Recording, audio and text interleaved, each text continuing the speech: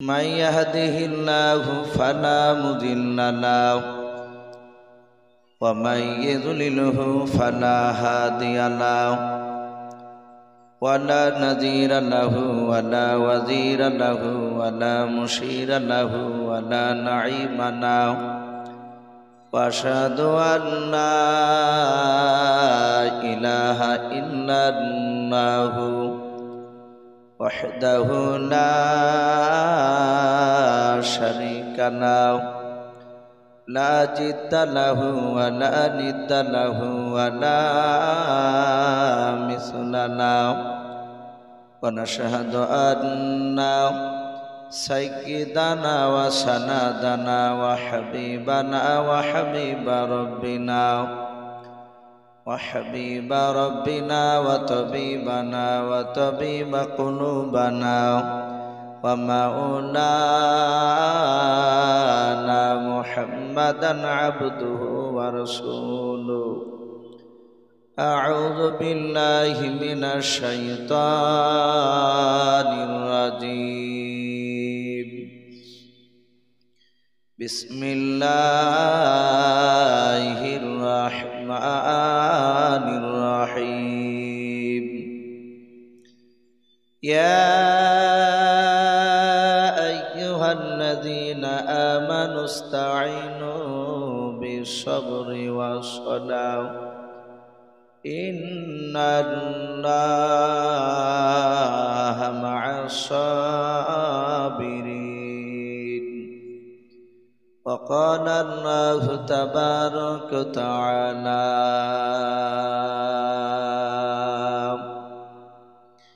إنك لعلى خلق عظيم وقال الله تبارك وتعالى وعن أبي هريرة قال النبي صلى الله تعالى عليه وسلم إن الله لا ينظر إلى صوركم وأموالكم ولكن ينظر إلى قلوبكم وأعمالكم متفق عليه أو كما قال عليه الصلاة والتسليم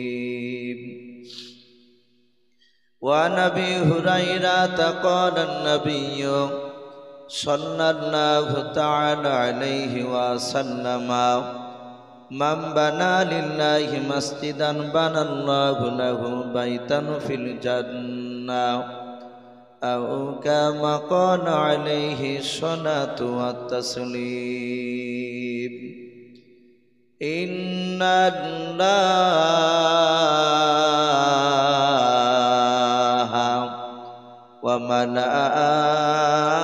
وملائكته يصلون على النبي يا أيها الذين آمنوا صلوا عليه وسلموا تسليما محبت সবাই درود ইব্রাহিম পড়ুন اللهم صل على محمد وعلى آل محمد كما صليت على إبراهيم وعلى آل إبراهيم إنك حميد مجيد اللهم بارك على محمد وعلى آل محمد كما باركت على إبراهيم وعلى آل إبراهيم إنك حميد مجيد صلى الله تعالى عليه وسلم কে আসনা বলে এই পৃথিবী হলো উজালা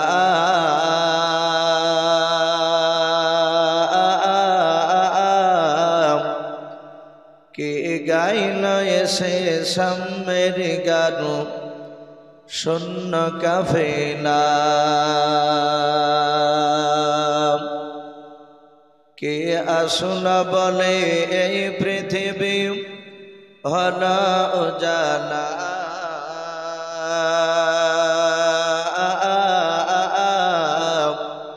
কে গাইল এসে সামের গান শূন্য কাফেলা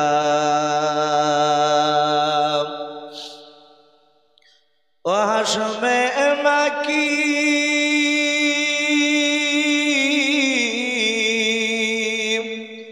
ও হাসমে মাকি মাদানি শাহে মদিনা ও নূর নবী নূর নবী নূর মদিনা ও নূর নবী নূর নবী নূর মদিনা কে আসুনা বলে এই পৃথিবী হলো উজালা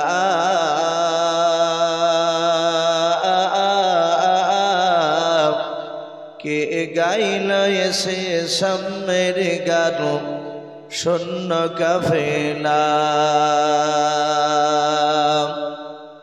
হযরতে ওমর করতে কতল নবীর দারে যায়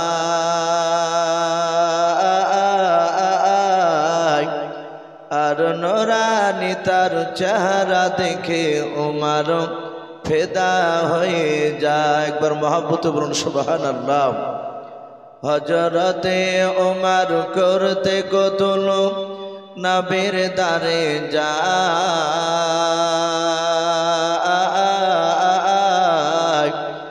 আর নূরানি তার চেহারা দেখে ওমর ফেদা হয়ে যায় যার মায়াবী চেহারা যার মায়াবী চেহারা দেখে ওমর হয়ে যায় নবীর দিবানা ও নূর নবী নূর নবী নূর মদিনা ও নূর নবী নূর নবী নূর মদিনা কে আসুনা বলে এই পৃথিবী হলো উজালা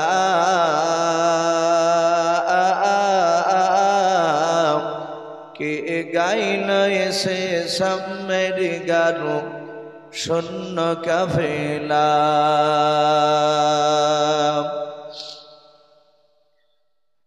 শ্রদ্ধেয় জনাব আজকের জালসা নির্বাচিত মনোনীত যোগ্যতম সভাপতি সাহেব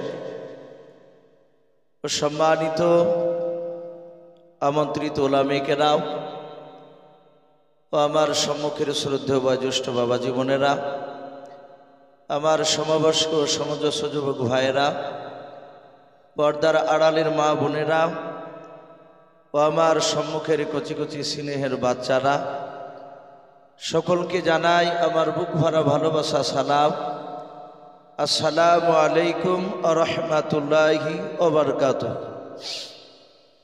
আলহামদুলিল্লাহ সমস্ত প্রশংসা সে মহান রব্বুল আলামিনের জন্য যে মহান রব্বুল আলামিন আমাদেরকে বড় ভালোবেসে রহম করে বিভিন্ন বাবজি গুনার মজলিস থেকে বাছাই করে নিয়ে এসে আরামের বিছনা ত্যাগ করে মহান রব্বুল আলামিন তার রহমতের মজলিস আমাদেরকে নিয়ে এসে বসার সুযোগ করে দিয়েছেন আমরা বসতে পেরেছি তাই মহান রব্বুল আলামিনের দরবারে শুকরিয়া স্বরূপ আদায় করে বলুন আলহামদুলিল্লাহ আর একবার উচ্চ স্বরে প্রাণ ভরে বলুন আলহামদুলিল্লাহ তারপরে পরে আপনার আমার নবী যিনি ধর্মের গুরু বিশ্ববরণ্য নেতা মা আমিনার লাল হযরত আব্দুল্লাহর লাগতে জেগার যিনি সাইয়্যিদুল মুরসালিন ও খাতামান নবিয়্যিন যিনি হাবিবে কিবরিয়া আশরাফুল আম্বিয়া যিনি হায়াতুন নবী জিন্দা নবী জনাবে মুহাম্মদুর রাসূলুল্লাহ সাল্লাল্লাহু তাআলা আলাইহি ওয়াসাল্লামের উপরে অগণিত দুরূদ ও সালাম বর্ষিত হোক অর্পিত হোক সকল বলুন আল্লাহুম্মা আমিন। ভাই যারা অলরেডি প্যান্ডেলের ভিতরে বাবজি চলে এসেছে, আমি পেছনকার যুবক ভাইদেরকে বলবো, ভাই ওইভাবে দাঁড়িয়ে না থেকে একটু যদি ভাই ভিতর দিকে এসে যদি বসতে, তাহলে কমসে কম একটা সুন্নাত বাবজি জিন্দা হতো। আলহামদুলিল্লাহ, কবুল করার মালিক হচ্ছেন বাবজি। আমরা সকলে জেনে আল্লাহ রাব্বুল আলামিন ভালো জানেন যে প্রসাদপুরে জালসা আল্লাহ কবুল করবেন কিনা। কিন্তু বাবজি আমরা দেখতে পাই, এলাকার বড় আলেম যদি বাড়িতে যায় তার সম্মান করার চেষ্টা করি। বড় ধরনের আলেম হুজুর খুব ভালো মানুষ, আমার মনে হয় যে ওনার সেবা করলে, ওনার খিদমত করলে হয়তো মৃত্যুর পর আল্লাহ রাব্বুল আলামিন এর খিদমত করা হয়তো উত্তম সাজা হয়তো আমাদেরকে দান করবে। এই নেকিভাবে এটা আমাদের আশা। বাবজি মানুষ সামনে বসে রেখে তার প্রশংসা করা ঠিক নয়, তবু একটু ইশারা তান বলতে বাধ্য হচ্ছে। আজকে জালসা আলহামদুলিল্লাহ আল্লাহর কাছে আশা রাখবো, আশা করে মনে হয় যে আমাদের জালসা রব্বুল আলামিন কবুল না করে থাকতে পারবেন না। কারণ আজকে জালসার মাহফিলে স্টেজের ওপরে বাবজি আমার ডান দিকে বাম দিকে কয়েকজন বাবজি মুহাদ্দিস রয়েছেন বসে, যাকে আমরা শাইখুল হাদিস বলি আমরা। ওনারা আমার হুজুর সমতুল্য। আলহামদুলিল্লাহ বাবজি এতগুলো এত বড় বড় আলেম, দামি আলেম একসঙ্গে বাবজি স্টেজে পাওয়া যায় না, হয়তো একটা দুটো এরকম দেখা যায়। নাম করা লাগবে না, সকলেই চিনতে পারছেন আপনারা যে কত বড় মাপের আলেম বাবজি আজকে স্টেজে বসে আছে। তাই আমি অনুরোধ করব ভাই, ওনারা আপনাদের দিকে চেয়ে আছে, ওনারা হয়তো আপনাদেরকে ভালোবাসেন বলে বাবজি জালসার মাহফিলে হয়তো এসে বসে আছে, নাহলে এতক্ষণ ধরে বসে থাকতেন না, ওনাদের হয়তো আরো কাজ আছে। তাই বাবজি আমি অনুরোধ করব, যারা বসে গিয়েছেন একটু সামনের দিকে তাকান ভাই। আমরা একটা নবীর কমসে কম সুন্নাতকে জিন্দা করে বাপ একটু সামনের দিকে এগিয়ে আসে। যে জায়গাগুলো ফাঁকা হয়ে আছে বাবজি, আমরা লজ্জা করব না, আমরা সকলেই নবীর মহব্বতে এসেছি। ওয়াজ এমন কিছু নতুন ওয়াজ নাই, আশা করি ইউটিউবে প্রায় বক্তার বক্তব্য আপনারা শুনছেন। কিন্তু মানুষ বাবজি আসি কোরআন হাদিসের কথা, নবীদের সাহাবাদের কথা, একটা কথাই যদি বারবার শোনা যায়, আশা করি মহব্বত থাকলে আমাদের বিরক্ত আসবে না। যদি মহব্বত থাকে, আর মহব্বত না থাকলে বিরক্ত আসবে। ভাই ও যুবক ভাই, আমি তোমাদের একটু হাতে পায়ে ধরে বলছি, ভাই একটু এগিয়ে আসো। আমি জানি যে এখানে বাবজি তোমরা জালসাকে সত্যি ভালোবাসো। আসি শোনা, আমরা একটা সুন্নাতকে জিন্দা করে নি। ওই পেছনে যারা যুবক আছো ভাই একটু এসো। আজকে হয়তো তোমরা শুনেছো কি আমার জানা নেই, এখন তো খবরে বাবজি সবই ভাইরাল হয়ে যাচ্ছে। রানীনগরে দুটো ছেলে মোটর সাইকেলে লরির সঙ্গে ধাক্কা লেগে স্পটে একজনের হাতাহাতি মারা গিয়েছে। একেবারে যুবক ছেলে, আর একটা ছেলের খাম হয়ে গিয়েছে। ওরা জানতো না যে লরির সঙ্গে ধাক্কা লাগবে। মাউত বাবজি কেউ গ্যারান্টি দিতে পারবো না কার কখন মাউত চলে আসবে।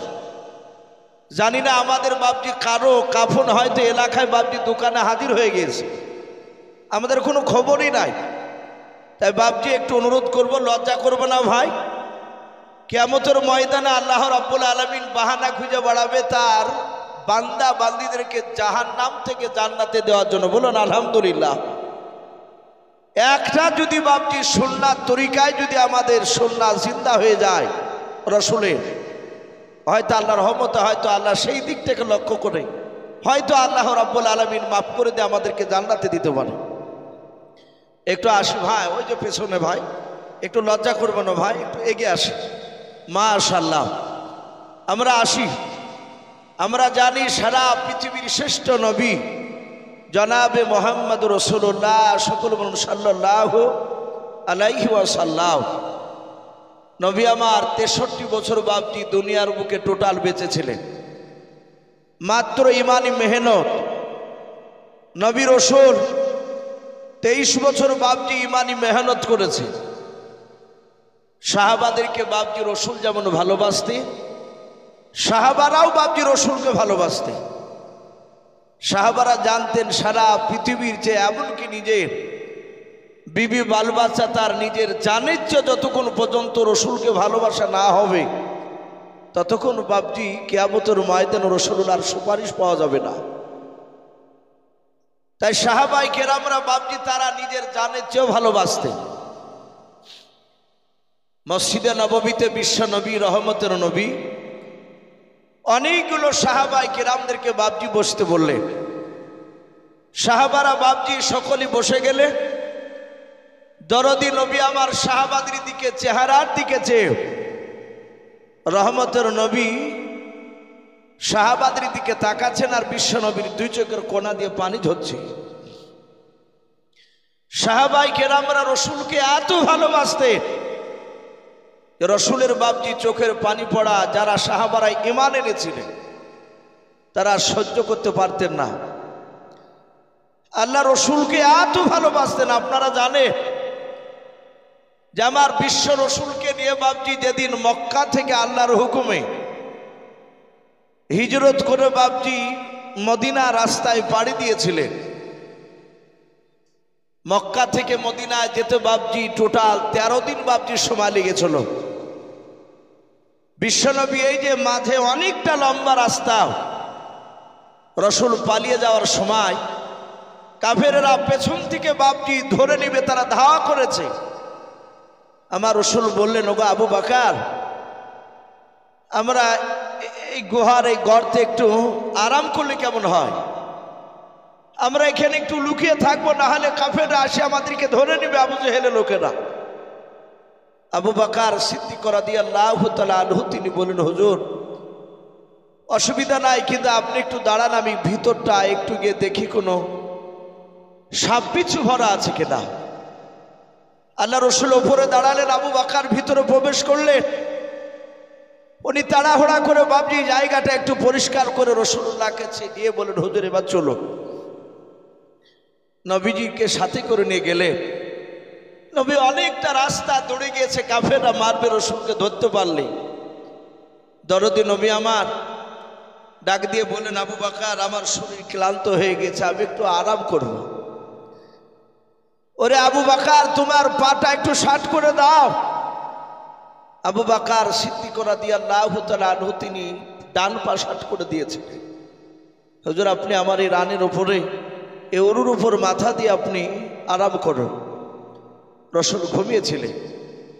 এই ঘটনা নতুন নয়। আমার বিশ্ব নবীর বন্ধু আবু বকর সিদ্দিক রাদিয়াল্লাহু তাআলা আনহু উনি বসে বসে গুহার চারিদিকে লক্ষ্য করে দেখছিলেন। গুহাটা বাপটি ছিদ্র ছিল, ফুটো ছিল। আবু বকর ধারণা করলেন ভিতরে সাপ নেই, বিচ্ছু নেই, বিষাক্ত জিনিস নেই, কিন্তু বাহির থেকে যদি প্রবেশ করে রসুলকে যদি কামড়িয়ে দেয়, নবী কষ্ট পেলে আমি আবু বকর সহ্য করতে পারবো না। আবু বকরের মাথা রুমালটাকে বাপজি হাত দিয়ে ছিঁড়ে ছিঁড়ে ওই গর্তগুলো বাপজি বন্ধ করছিলেন। কোনো কোনো মুফাসসির কিরাম লিখেছেন একটা গর্ত, সেইটাতে বাপজি আবু বকরের বাম পাটা ভরে দিয়েছিলেন। আপনারা শুনেছেন একটা সাপে তাকে কামড়ে দিয়েছিল। আবু বকর বিষে জর্জরিত হয়েও তিনি চিন্তা করেন রাসূলুল্লাহর ঘুমের ব্যাঘাত ঘটানো যাবে না, বেয়াদবি হয়ে যাবে। বাপজি এই যে ওর শরীর বিষে জর্জরিত হয়েছে, চেহারাটা কালো হতে লেগেছিল, তবু রাসূলুল্লাহর বন্ধু আবু বকর রসুলকে বাপজি ঘুম ভাঙাতে যায়নি। চোখের পানি রসুলের গায়ে পড়েছিল, গালে মুখে বিশ্ব নবীজি তাই অটোমেটিক জেগে গিয়েছিলেন। বাপজি আমি বলছিলাম যে আল্লাহ রসুলের সাহাবায়ে কেরাম বিশ্ব নবীর চেহারার দিকে চেয়ে আছে, নবীও বাপজি সাহাবাদের দিকে তাকাচ্ছে। সাহাবা আবু বকর সিদ্দিক রাদিয়াল্লাহু তাআলা আনহু নবীজের দরবারে বাবা হাত ওখানা জোড় করে বলেন, ইয়া রাসূলুল্লাহ ইয়া হাবিবাল্লাহ, আপনি আমাদের দিকে চেহারার দিকে চেয়ে চেয়ে কেন কান্না করেছেন বলেন। আমার বিশ্ব নবী বলেন, ওরে সাহাবা আমি তোমাদের চেহারার দিকে চেয়ে আমি কান্না করতেছি। শুনে নাও, বহুদিনকের পুরানো কথা আমার মনে পড়ে যায়। আল্লাহ রসুল বললেন, ওগো সাহাবারা,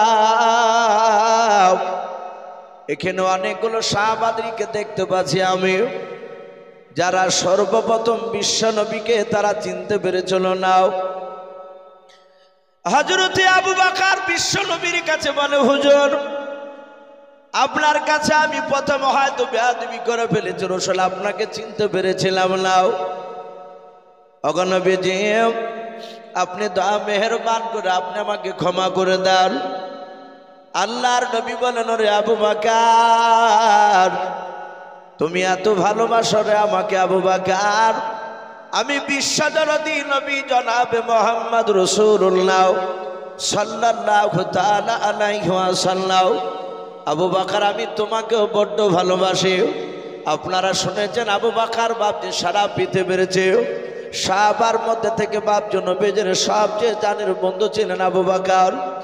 আল্লাহ রসুলের বিরুদ্ধে আবু বকরের সামনে বাপজি কেউ কথা বলে আমার বিশ্ব নবীর বন্ধু আবু বকর সহ্য করতে পারতেন না। কেতাবে পাওয়া যায় আবু বকর সিদ্দিক রাদিয়াল্লাহু তাআলা আনহু বাবা মদিনার চৌরাস্তার মোড়ে বাপজি রাসূলুল্লাহ তিনি বসে আছেন। এক ইহুদি নাই, হযরতে আবু বকর তিনি একাই বাপজি সেই মদিনার চৌরাস্তার মোড়ে তিনি দাঁড়িয়েছিলেন। এক ইহুদি বেঈমান সেই চৌরাস্তার মোড়ে গিয়ে দেখল আবু বকর ছাড়া আর দ্বিতীয় কোনো মানুষ এখানে নাই। আমি ইহুদির সন্তান দাঁড়িয়ে আছি, আর আবু বকর তাছাড়া দ্বিতীয় মানুষকে মাঝে নাই। আবু বকর বিশ্ব নবীজির বাপজি আপনার সাহাবা মাহফিলে নাই, ওই মদিনার চৌরাস্তার মোড়ে তিনি দাঁড়িয়েছিলেন। বেঈমান ইহুদের সন্তান মনে মনে চিন্তা করল, আমি যদি আমার বিশ্ব নবীজিকে নাই ওই আবু বকরের সামনে যদি তার জানের বন্ধু আমাদের যে দুশমন মুহাম্মদ রাসূলুল্লাহ সাল্লাল্লাহু তাআলা আলাইহি ওয়াসাল্লামকে যদি গালি দিয়ে এই আবু বকর সহ্য করতে পারবে না, আবু বকর নিশ্চয় তখন সে আমার সঙ্গে ঝামেলায় হয়তো লিপ্ত হয়ে যাবে। আর যখনই ঝামেলা হয়ে যাবে আবু বকর যদি আমাকে মারে, আমি ওটাই দেখবো আবু বকর মারলে এই জায়গায় সাক্ষী আর কেউ থাকবে না আমি ছাড়াও, কারণ তৃতীয় মানুষ এখানে কেউ না, আমি আর আবু বকর ছাড়াও। আবু বকরের সামনে গিয়ে বাবা বিশ্ব নবীজির বিরুদ্ধে ন্যায় অন্যায় কথা বলতে লাগলো ইহুদির বাচ্চাও। আবু বকর সিদ্দিক রাদিয়াল্লাহু তাআলা আনহু হাত ওখানে জোড় করে বলেছিলেন, ভাই শুনে নাও, এখানে আল্লাহর রাসূল তিনি তো এখানে উপস্থিত নাই, এখানে দাঁড়িয়ে নাই। এই ইহুদি ভাই, তুমি আমার বিশ্ব নবীকে কেন গালি দাও বলো? ইহুদি ডাক দিয়ে বলল, ভাই আবু বকর তোমাকে তো গালি দেই নাই। হযরতে আবু বকর বলেন, ভাই আমার বিশ্ব নবীকে গালি দিলে আবু বকর যে বড্ড কষ্ট ভাই। ওরে ইহুদি ভাই, সারা পৃথিবী ছেড়ে দিতে পারি, শুনে নাও, আমার বিশ্ব নবীকে গালি দিলে আবু বকর বরদাস্ত করতে পারে না। তাই ভাই আমি তোমার হাত পা ধরে বলি, আমার বিশ্ব নবীকে তুমি গালি দিও না, তুমি আমাকে গালি দাও তাও ভালো। কিন্তু বাবা ওই ইহুদির বাচ্চা বাপনি শুনল না, আবু বকরের কাছে গিয়ে বাপনি আপনারা আবার কয়েকবার নবীজিকে গালি দিতে লাগলো। আমার দরদি নবীজি বাপজির বন্ধু আবু বকর আর সহ্য করতে না পেরে বাপজির আগে থামতে না পেরে আবু বকর ইহুদের গালে একটা ঠাস করে বাপজি থাপ্পড় লাগিয়ে দিল। ইহুদির বাচ্চা ওটাই বাপজি চাইছিল কখন আবু বকর আমাকে চড় মারবে, আমাকে থাপ্পড় মারবে, আর ওই সময় আমি কি করব? আবু বকরের বিরুদ্ধে গিয়ে রাসূলুল্লাহ দরবারে আমি বিচার দিয়ে দেব। আমার মুহাম্মদ সাল্লাল্লাহু আলাইহি ওয়াসাল্লাম আমার দুশমন হলো, উনি ন্যায্য বিচার করে, সাক্ষীবিহীন বিচার করবে না। আবু বকরকে সাক্ষী চাইলে এখানে আবু বকর সাক্ষী নিয়ে এসে দিতে পারবে না, কারণ আমাকে যে থাপ্পড় মেরেছে একমাত্র আমি আর আবু বকর জানে, আর আরেকজন জানেন, তিনি হচ্ছেন আমার স্বয়ং আল্লাহ। বলুন সুবহানাল্লাহ। না আল্লাহকে তো নিয়ে দিতে পারবে না। আমার বিশ্ব রাসূলের কাছে গিয়ে ইহুদি বলল, হে মুহাম্মদ সাল্লাল্লাহু আলাইহি ওয়াসাল্লাম, তোমাকে আমি না মানতে পারি, তোমার বন্ধু আমাকে ধরে মেরেছে।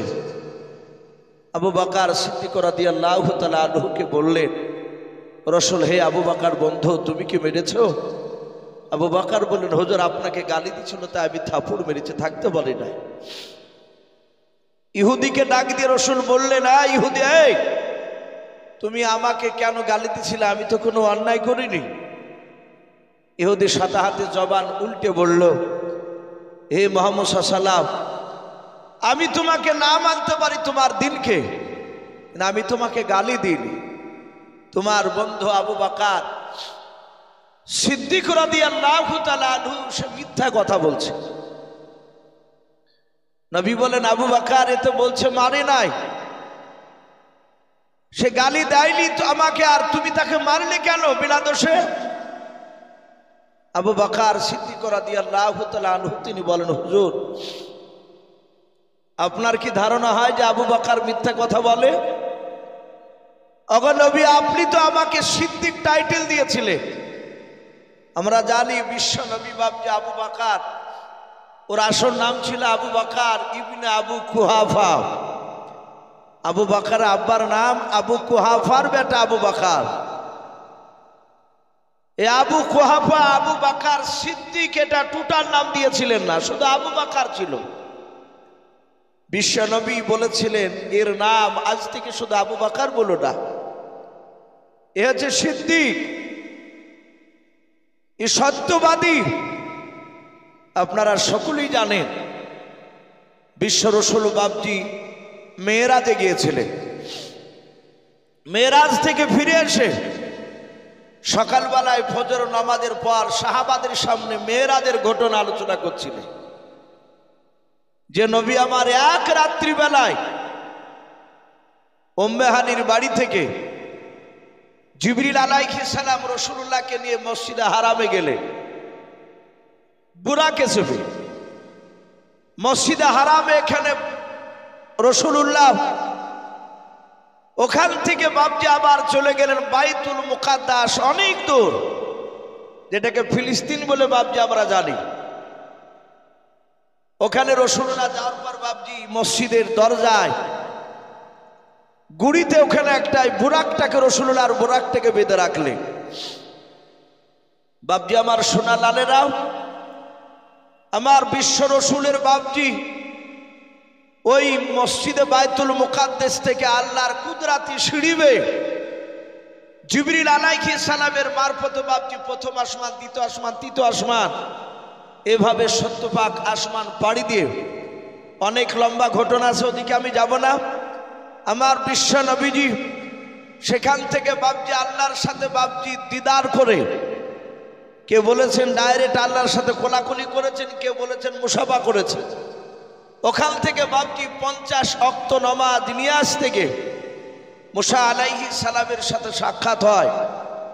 ওনার কথা অনুযায়ী বাপজি আবার ঘুরে কমাতে গেলে, এভাবে কমাতে কমাতে বলা হয়েছে 45 ওয়াক্ত নামাজকে মাইনাস করে নবী আমার 5 ওয়াক্ত নামাজ নিয়ে আসলে, এসে বাপজি কেউ জানতে পারলো না। আমার দরুদ নবী মক্কা নগরে যখন বাপজি সাহাবাদের সামনে আলোচনা করছিলেন, বেঈমান আবু জেহেল, উতবা, সাইবা, আবু সুফিয়ান, কয়েকটা বড় বড় নেতা, তারাও রাতের বেলায় বিশ্বনবী যেদিন থেকে নবুয়তের দাওয়াত দিয়েছিলেন সেদিন থেকে বেঈমান আবু জেহেলরা তাদের চোখের ঘুম হারাম হয়ে গিয়েছিল। বলুন আলহামদুলিল্লাহ। ঘুম নাই। ওরা রাতের বেলায় চুপি চুপি কোনো সময় নবীজির ঘরে দেওয়ালে এসে তারা কান লাগাতো বিশ্বনবীর ছোট্ট ঝুপড়ি ঘর। তারা চিন্তা করতো মুহাম্মদ সাল্লাল্লাহু আলাইহি ওয়াসাল্লাম নিত্য নতুন কথা কোথায় পায়। ওরা যে আল্লাহর বাণী এটা প্রথমে মানতো না। ওরা ভাবতো যে মুহাম্মদ সাল্লাল্লাহু আলাইহি ওয়াসাল্লাম মনে হয় রাত্রিবেলায় কথাগুলোকে সব বানায়। এইভাবে বাপজি তারা মাঝে মাঝে রাসূলুল্লাহর বাড়িতে যেত। তারা আড়াল থেকে নবী যেন বুঝতে না পারে কথাগুলো শুনতো। এভাবে বাপজি নবী যে মসজিদে মক্কা নগরে নামাজ পড়তেন সে মসজিদেও যেতেন। আমার দরুদ রাসূল আলোচনা করছিলেন, আর বেঈমান আবু জেহেল, উতবা, সাইবারাও ওরা রাসূলের এই কথা শুনে বাপজি তারা চমকে উঠলো। তারা যুক্তি খাড়া করলো, হে আব্দুল্লাহর সন্তান, এই মা মরা ছেলে মুহাম্মদ সাল্লাল্লাহু আলাইহি ওয়াসাল্লাম, ওরা ভালো করে নাম বলে ডাকতো না যেদিন থেকে নবুয়তের দাবি করেছে। নবী কলেমার দাওয়াত দিছিলেন, তার আগে বিশ্ব নবীকে মধুর সুরে ডাকতো, আল আমিন বলে ডাকতো। বাপজি আমার সোনা লালেরা, নবীজি বললেন, আবু জেহেল, ওগো চাচা কি ব্যাপার, আমাকে এই কথা বলছো কেন? তারা ডাক দিয়ে বলল যে তুমি এতটা রাস্তা মসজিদে হারাম থেকে বাইতুল মুকাদ্দাসে যেতে, প্রায় তখন বাপজি তাদের যানবাহন বেশি ছিল, ওটটা বাপজি তারা উঠে বেশি চেপে তারা সফর খেত, ঘোড়াও চেপে যেত ঘোড়াতে। তো ডাক দিয়ে বলল, ওগো মুহাম্মদ সাল্লাল্লাহু আলাইহি ওয়াসাল্লাম, মসজিদে হারাম থেকে বাইতুল মুকাদ্দাসে উঠে চেপে যেতে প্রায় 14 রাত 14 দিন সময় লাগবে, তারও বেশি লাগবে। এতটা রাস্তা তুমি এক রাত্রিবেলায় গেলে কেউ দেখতে পেল না? আমার বিশ্ব নবী বললে, মক্কা নগরের একটা দলের সাথে আমার রাত্রিবেলা দেখা হয়েছিল। জোরে বলুন সুবহানাল্লাহ। আবু জেহেল না বলল, কারাও? বলল, বাইতুল মুকাদ্দাসে আমি যাচ্ছিলাম আর ওরা ওদিক থেকে আসছিল, একটা দল, তাদের বাড়ি আমাদের মক্কা নগরে। সেই জায়গাটাকে বলেছেন কায়সারা নামক। সেখানে কিছু লোক, তাদের সাথে আমার দেখা হয়েছে, আমি কথা বলেছি। হে মক্কার লোকেরা, যারা আমার কথাকে অবিশ্বাস করছো, ওই লোকগুলো প্রায় দিন 20 বাদ দিয়ে আসবে, তাদেরকে জিজ্ঞাসা করবা। বাপজি আমার সোনা লালেরাও, আমার বিশ্ব নবী দরদি নবী জনাবে মুহাম্মদ রাসূলুল্লাহ সাল্লাল্লাহু তাআলা আলাইহি ওয়াসাল্লাম নবী বলেছিলেন, হে আমার সাহাবায়ে কেরাম, এই মেরাজের ঘটনা সত্য। সাহাবারা সবাই নবীর কথাকে বাপজি স্বীকার করলো। আবু জেহেল বাপজি উকি মেরে মেরে তাকে থেকে দেখলো কে আসে নাই। তাকে দেখলো সেখানে আবু বকর রাদিয়াল্লাহু তাআলা আনহু, রাসূলের সাহাবা যায়নি। এ হযরতে আবু বকরকে অনুপস্থিত দেখেছে, কোনো উপস্থিত ছিল না। আমরা 5 ওয়াক্ত নামাজ, অনেকে বাপজি লোক এরকম আছে মসজিদ ছাড়া নামাজ পড়তে আমাদেরকে ভালো লাগে না। অনেক লোক আছে ঝড় বৃষ্টি যাই হোক না কেন, ছাতা বাড়িতে না থাকলে, অনেক গরিব মানুষ ছাতার অভাবে দেখা যায় একটা গামছাকে মাথায় করে নিয়ে ভিজতে ভিজতে মসজিদে দৌড়ে যায়। জিজ্ঞাসা করা হয় যে চাচা এত ভিজে আসলেন, ছাতা নাই? সে মুখটাকে একটু ছোট করে বলে, সে বলতে চায় যে নাই, প্রকাশ না অসুবিধার জন্য আমি গামছা পরে চলে এসেছি। এই যে ভিজে, তার পাঞ্জাবি দেখা যায় 3 ভাগের 2 ভাগে ভিজে গিয়েছে। এর বদলা কি আল্লাহ দিবেন না? কথা বলুন, অবশ্যই দিবেন আল্লাহ। আল্লাহ যেহেতু সব জিনিস দেখতে পাচ্ছেন, তো এরকম মানুষের অনেক নিশা থাকে, আবার অনেক সময় ব্যতিক্রমে বাপজি একাদক্ত মসজিদে যাওয়া হয় না। আবু বকর সেদিন যে কোনো কাজ ক্ষেত্রে যেতে পারেনি, যে কোনো একটা কারণে। আবু জেহেল দেখলো যে মুহাম্মদ সাল্লাল্লাহু আলাইহি ওয়াসাল্লামের এই কথাগুলো সবাই শুনে নিল, আবু বকর এখানে আসে নাই। আমাদের ধারণা এত বড় মিথ্যা কথা মুহাম্মদ সাল্লাল্লাহু আলাইহি ওয়াসাল্লাম বলছে, এ যদি মুহাম্মদ সাল্লাল্লাহু আলাইহি ওয়াসাল্লামের কথাগুলো আবু বকরের কাছে বলে, আমার মনে হয় ও হয়তো মানবে না। আর যদি না মেনে নেয়, তাহলে আবু বকরের ঈমানটা নষ্ট হয়ে যাবে। আবু জেহেল, উতবা, সাইবারা আবু বকরের বাড়িতে হাজির। আবু বকর ডাক দিয়ে বলেছিল, বন্ধুরাও, কি ব্যাপার, তোমরা এখানে কেন আমার বাড়িতে এসেছো বলাও? ডাক দিয়ে বলেছিল, ভাই তোমাদের মুহাম্মদ সাল্লাল্লাহু আলাইহি ওয়াসাল্লাম আজকে ভুলভাল বকেছে। আবু বকর বলে, আমার নবীজির কি হলো বলো? হযরত বাপজি আবু বকর বাপজি বিশ্ব নবীর কথা শুনে ডাক দিয়ে বলেছিল, ভাই আমার নবীজির এমন কি হয়েছে, নবী ভুলভাল কি এমন বকছে বলো? বলে, এখন শুনে না, না তুই যার কসম কেন বলি? আবু জেহেল রাব তারা সবাই মিলে বাপজি তারা কসম কেন না তো যাও? ডাক দিয়ে বলেছিল, ভাই আবু বকর শুনে নাও, এতদিন মিথ্যা কথা বলেছে, আজকে তোমার কাছে চলো পরিমাণ কোনো মিথ্যা কথা বলবো না। ওগো ভাই, মসজিদে হারাম থেকে বাইতুল মুকাদ্দাস কতটা দূরত্ব তুমি তো ভালো জানো। আবু বকর সিদ্দিক রাদিয়াল্লাহু তাআলা আনহু বলেন অনেক দূরত্ব। ডাকে দিয়ে বলেন, ভাই কেউ যদি বলে এক রাত্রিতে যদি আমি যাই, আবার ওই মসজিদে হারাম থেকে বাইতুল মুকাদ্দাস থেকে আবার চলে এসেছে বাড়িতে, ওই রাত্রিতে কেউ দেখতে পেল না, বলো এরকম কথা কোন লোক যদি বলে তার কথাটাকে বিশ্বাস করা যাবে? বলো। হযরতে আবু বকর সিদ্দিক রাদিয়াল্লাহু তাআলা আনহু ডাক দিয়ে বলেছিল, ভাই সোজা সোজা বলো, তোমার কথা তো আমার বুঝে আসে না। বলো রে ভাই, এরকম কথা কে বলেছে, তুমি তার নামটা বলো। আবু জেহেল বেঈমান বিশ্ব নবীর বন্ধু আবু বকরের সামনে বাবা নবী যেভাবে মেরাজের ঘটনা শুনিয়েছিলেন, হুবহু ওই ঘটনা বাপকে শুনিয়ে দিলাম। আবু বকর ডাক দিয়ে বলেন, ভাই এই কথাগুলো কি আমার রাসূলুল্লাহর জবান দিয়ে বেরিয়েছে? বলো। আবু বকর বলে, অবশ্যই তোমার নবীজির জবান দিয়ে বেরোনো কথাগুলো আমি শোনালাম। চুল পরিমাণ কথা আমি বাড়ান্তি বলি নাই, কমও করি নাই। আবু বকর বলেন, ভাই এই কথাগুলো যদি আমার রাসূলুল্লাহ যদি জবান দিয়ে বের করেন, ভাই আমি তার বন্ধু আবু বকর এই কথাগুলো আমি বারহাক সত্য বলে মেনে নিলাম। জোরে বলুন সুবহানাল্লাহ। উতবা সাইবা বলে, ভাই এদের মাথা নষ্ট হয়ে গেছে, এরা অস্বীকার করবে না। আবু বকর আর বাড়িতে দাঁড়ালেন না, সোজা দৌড়ে চলে গেলেন রাসূলুল্লাহ দরবার। নবী দরবারে গিয়ে বলছেন, ইয়া রাসূলুল্লাহ, ইয়া হাবিবাল্লাহ, আমার কাছে এখনই এই কিছুক্ষণ আগে আবু জেহেল উতবা সাইবারা গিয়েছিল। ওগো রাসূল, আপনি কি এই ধরনের কথা বলেছেন? আমার নবী বলেন, আবু বকর শুনে নাও, তুমি কি অবিশ্বাস করেছো রে আবু বকর? আবু বকর বলে, হুজুর এই কথাগুলো যদি আপনার জবান দিয়ে যদি বের হওয়া যায়, বের করেন আপনি, আমি আপনার বন্ধু আবু বকর বিশ্বাস করে নিয়েছে, আমি অবিশ্বাস করি নাই।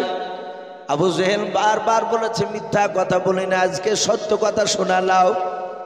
আল্লাহ রাসূল বলেন, আবু বকর তুমি তাদের সামনে কি স্বীকার করেছে? বলে, হ্যাঁ। আল্লাহ রাসূলের যদি জবান দিয়ে কথাগুলো যদি বের হয়, আমি আবু বকর নবীর কথাগুলো সব সত্য বলে মেনে নিলাম। নবী আমার আর থাকতে না পেরে বাবা আবু বকরের কাছে দৌড়ে গিয়েও বুকের সাথে নবীজি আবু বকরকে জোরে ধরে ডাকতে বলেন, আবু বকর এত বিশ্বাস করো তুমি আমাকে? বলে, হ্যাঁ। বলে, আবু বকর আজ থেকে শুনে নাও, পৃথিবীর মানুষ তোমাকে সিদ্দিক বলে ডাকবে। জোরে বলুন সুবহানাল্লাহ। আবু বকর সিদ্দিক, তুমি সত্যবাদী।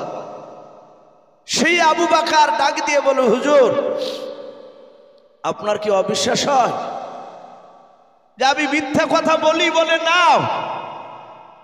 আমার আবু বকর অনেক জায়গায় এরকম ঘটনা এসেছে, বিশ্ব নবীকে এত ভালোবাসতে, নবীর বিরুদ্ধে কথা বললে আবু বকর সহ্য করতে পারতেন না।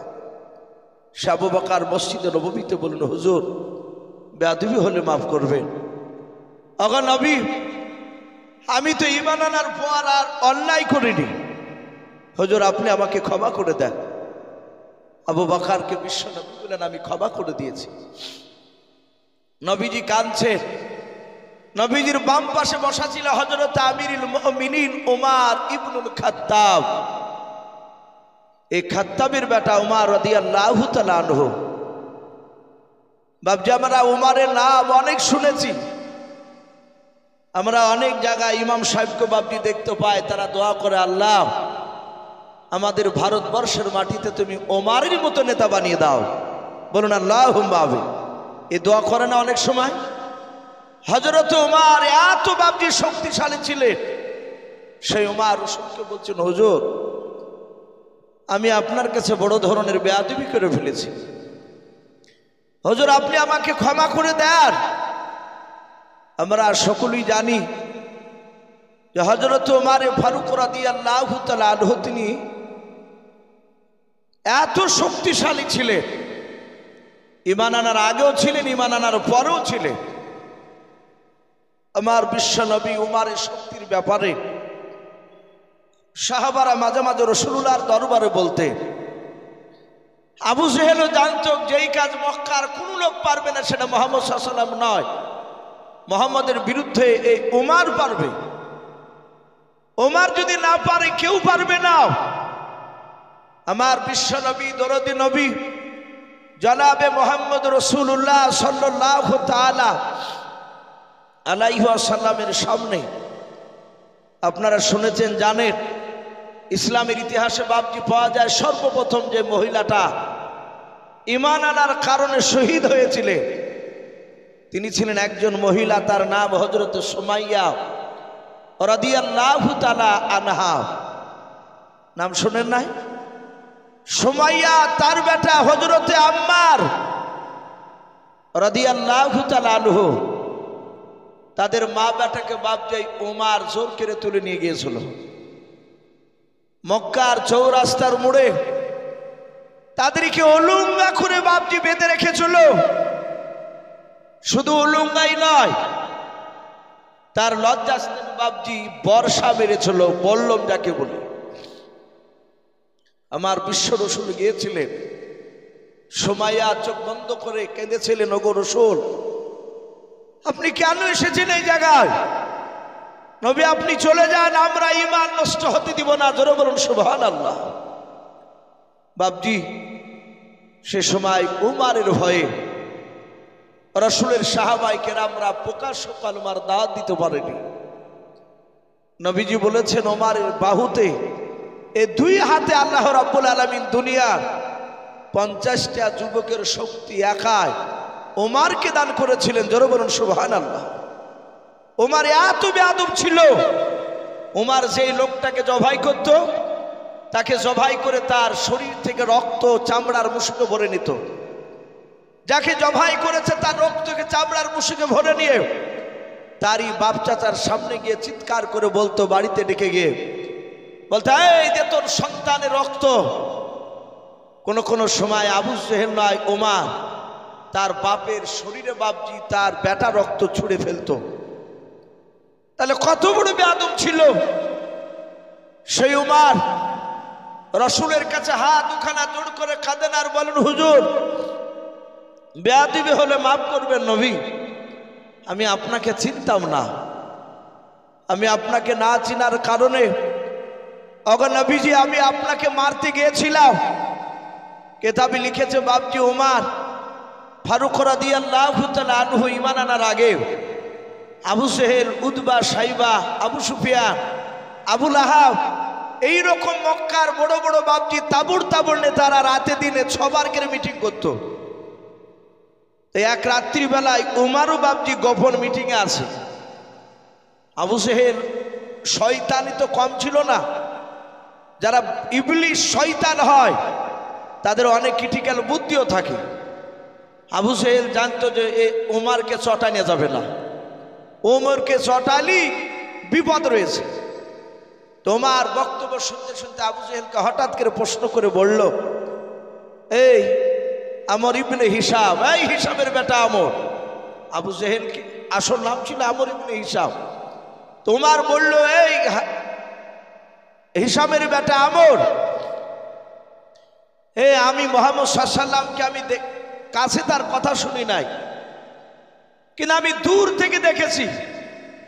তুমি তো বলেছো যে মুহাম্মদ সাল্লাল্লাহু আলাইহি ওয়াসাল্লাম তার দলবলকে দেখলে দূর থেকে আঙুল দিবা কানে, কানে আঙুল দিয়ে হাঁটবা। আমাদের এলাকায় বাপজি এক শ্রেণীর লোক আছে যারা পাথর সাপড়ি যায়, যারা আজমির শরীফে যায়, ওই গ্রুপরা কিছু মনে করবেন না। আমাদের উলামায়ে দেওবন্দের নাম শুনলি বাপজি তাদের প্রসঙ্গগুলো খাড়া হয়ে যায়। জালসায় উঠলি দেখা যায় অনেক বক্তা শ্রোতা দেখতে পায়, যাহাতে উঠে উলামায়ে দেওবন্দ বক্তার অমনি জুতাটা হাতে করে নিয়ে বাড়ির দিকে টান দেয়। কেউ যদি বলে ভাই চলে যাচ্ছে কোনে, বলে ইয়ার ওয়াজ শোনা যাবে না। মানে ওদেরকে বলেছে, ওদেরকে যারা পরিচালনা করে, ওরা যারা হুজুর বলে তাদেরকে মানে বলেছে যে শোনো, ওই দেওবন্দির ওয়াজ শোনা যাবে না, তবলিগের ওয়াজ শোনা যাবে না। একদম সেম আবু জেহেলের মতো কথা। ওরা জানতো, এখনো ওরা জানে যে তবলিগের কথা, দেওবন্দির কথা যদি 1 ঘন্টা কোনো মজলিসে মন দিয়ে যদি শুনে, ওই লোকটা ভণ্ডামি এরা করে তা ধরে ফেলবে। বাপজি আমার সোনা লালেরা, তবলিগ জামাতরা বাপজি বিরোধীতে এমন কোনো খারাপ কথা বলে না। ওদের কাজ একজন আল্লাহ ভোলা লোক নামাজ পড়ে না, কি করে নামাজি হবে? আর যারা নামাজ পড়ে তাদেরকে বলে যে চাচা একটু বসুন, আপনি রুকু করেন কি করে, সেজদার দোয়াটা বলে। এই সব কথাগুলো বাপজি অনেকে আবার শুনতেও চাই না, অথচ গল্প করে যে ক্লাস 3 থেকে 5 ওয়াক্ত নামাজ পড়ি। আর সেজদার দোয়া সুবহানা রাব্বিয়াল আ'লা, এই সঠিক বের হয় না। সুবহানা রাব্বিল আ'লা, সুবহানা রাব্বিল আ'লা, সুবহানা রাব্বিল আযীম, সুবহানা রাব্বিল আযীম এভাবে পড়ে চালিয়ে দেয়। কারণ ও কোনোদিন হুজুরকে বলে না যে হুজুর দেখেন দিন আমার এগুলো ঠিক হয় কিনা।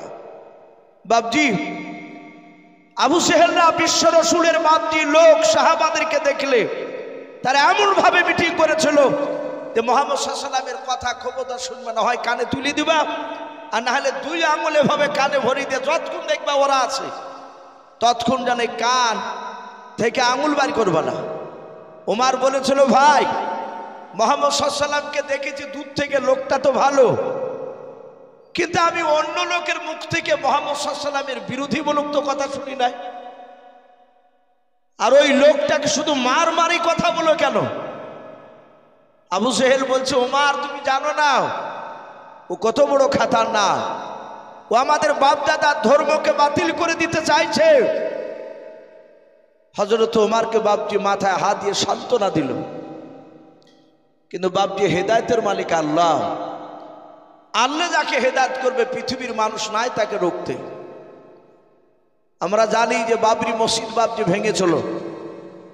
বাবরি মসজিদ বাপজি যে ব্যক্তি সর্বপ্রথম শাবল মেরেছিল, যাকে আমরা বালবর সিং বলে বাপজি জানি, সে লোকটার সাথে আমি 4 বার জালসা করেছি আলহামদুলিল্লাহ, একই সঙ্গে বসে খেয়েছি, কথা বলেছি।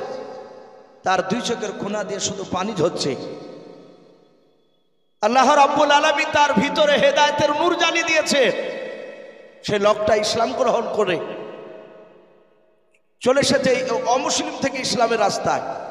আল্লাহ যাকে হেদায়েত করবে পৃথিবীর মানুষ নাই তাকে রুখতে। ওমর বলছে লগা নবী আমি তো আপনাকে চিনতাম না, অগর রসুল আমি আপনার চরম বেয়াদবি করে ফেলেছি। ওখানে অনেকগুলো সাহাবায়ে কেরাম ছিলেন।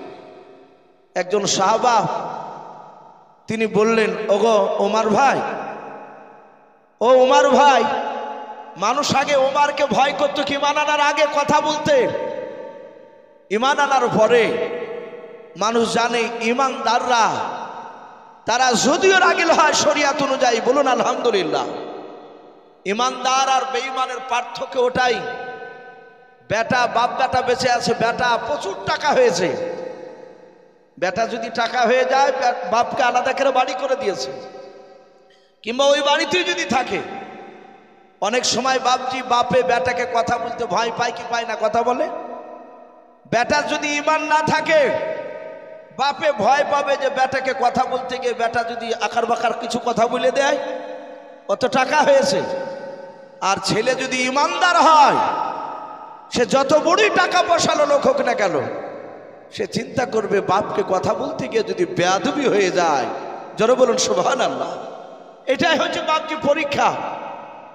আমার একটা ডাক্তার বন্ধু বলছিলেন যে ভাই ছেলেকে বাজারে বাড়ি করে দিয়েছে, তো ছেলে দোকানে বসে আছে, আমি যে বলছি এই বেটা এই এবার 3 বার ডেকেছি, আর সাথে হাত উনি বেটাতে বলছে দেখতে পাচ্ছ না আমি ব্যস্ত আছি। তখন আমি বললাম আরে বাপ বেটা কথা বলবে আর ব্যস্ত বা কি আছে। তো বেচারা কাঁদছিলে, একটু ভালো করে কথাও বলে না। বাপজি ছেলের যদি ঈমান থাকে বাপজি ভয় হবে যে বাপকে বেয়াদবিমূলক কথা বলতে গেলে, আদবের খেলাপ করে ফেললে কিয়ামতের ময়দানে জান্নাত আটকা পড়ে যাবে যেতে, বলুন আলহামদুলিল্লাহ। হযরত ওমর ফারুক রাদিয়াল্লাহু তাআলা আনহু তিনি রাসূলের দরবারে কাঁদছে। একজন সাহাবা বলছেন ভাই ওমর এমন কি অন্যায় করেছিলে আজ রাসূলুল্লাহ দরবারে তুমি এখন কাঁদছো? সে সাহাবার বাড়ি কিন্তু মক্কাতে ছিল না, তার মক্কার বাইরে ওমর ঈমান এনেছে কিভাবে এই ঘটনা বাপজি তার শোনা ছিল না, কিন্তু উনি জানেন যে ওমর চরম শক্তিশালী। বাপজি আমার সোনা লালেরা, ওমর ফারুক রাদিয়াল্লাহু তাআলা আনহু তিনি বললেন, ভাই তুমি জানো না আমি কিভাবে ঈমান এনেছি? বলে নাও। রাসূল দাঁড়িয়ে আছেন, বললেন ওমর তোমার ঈমান আনার ঘটনা তুমি একটু শোনাও। এখানে অনেকগুলো সাহাবায়ে কেরাম আছে যারা পরে ঈমান এনেছে, অনেক দূর দূরান্ত থেকে এসেছে সাহাবা, অনেকে বিবি বাল বাচ্চা জমি জায়গা ছেড়ে দিয়ে তারা রাসূলের দরবারে ঈমান নিয়ে রাসূলের কাছ থেকে আর যায় নাই। বলুন আলহামদুলিল্লাহ। এরকম অনেক সাহাবা তারা সবাই শুনতে চাইল। বাপজি আমার সোনা লালেরা, ওমর ফারুক রাদিয়াল্লাহু তাআলা আনহু রাসূলুল্লাহ দরবারে বাপজি তিনি বলতে লাগলেন, আপনারাও বাপজি সকলে জানে রাসূল এক নয় দুই নয়, রাসূলের দুশমন বাপজি বেঈমান আবু জেহেল প্রায় 12,000 লোক নিয়ে বাপজি মিটিং শুরু করেছিল। আর সেই মিটিংয়ে প্রধান বক্তা ছিল এই বেঈমান আবু জেহেল লোকটাও। সে এমন করে কৌশল করে বক্তব্য দিয়েছিল, সে ডাক দিয়ে বলেছিল, ভাই মুহাম্মদ সাল্লাল্লাহু আলাইহি ওয়াসাল্লামকে কে মারতে পারবে? সবাই তাকাতাকি করেছিল, কেউ হাত উঁচু করতে পারে নাই।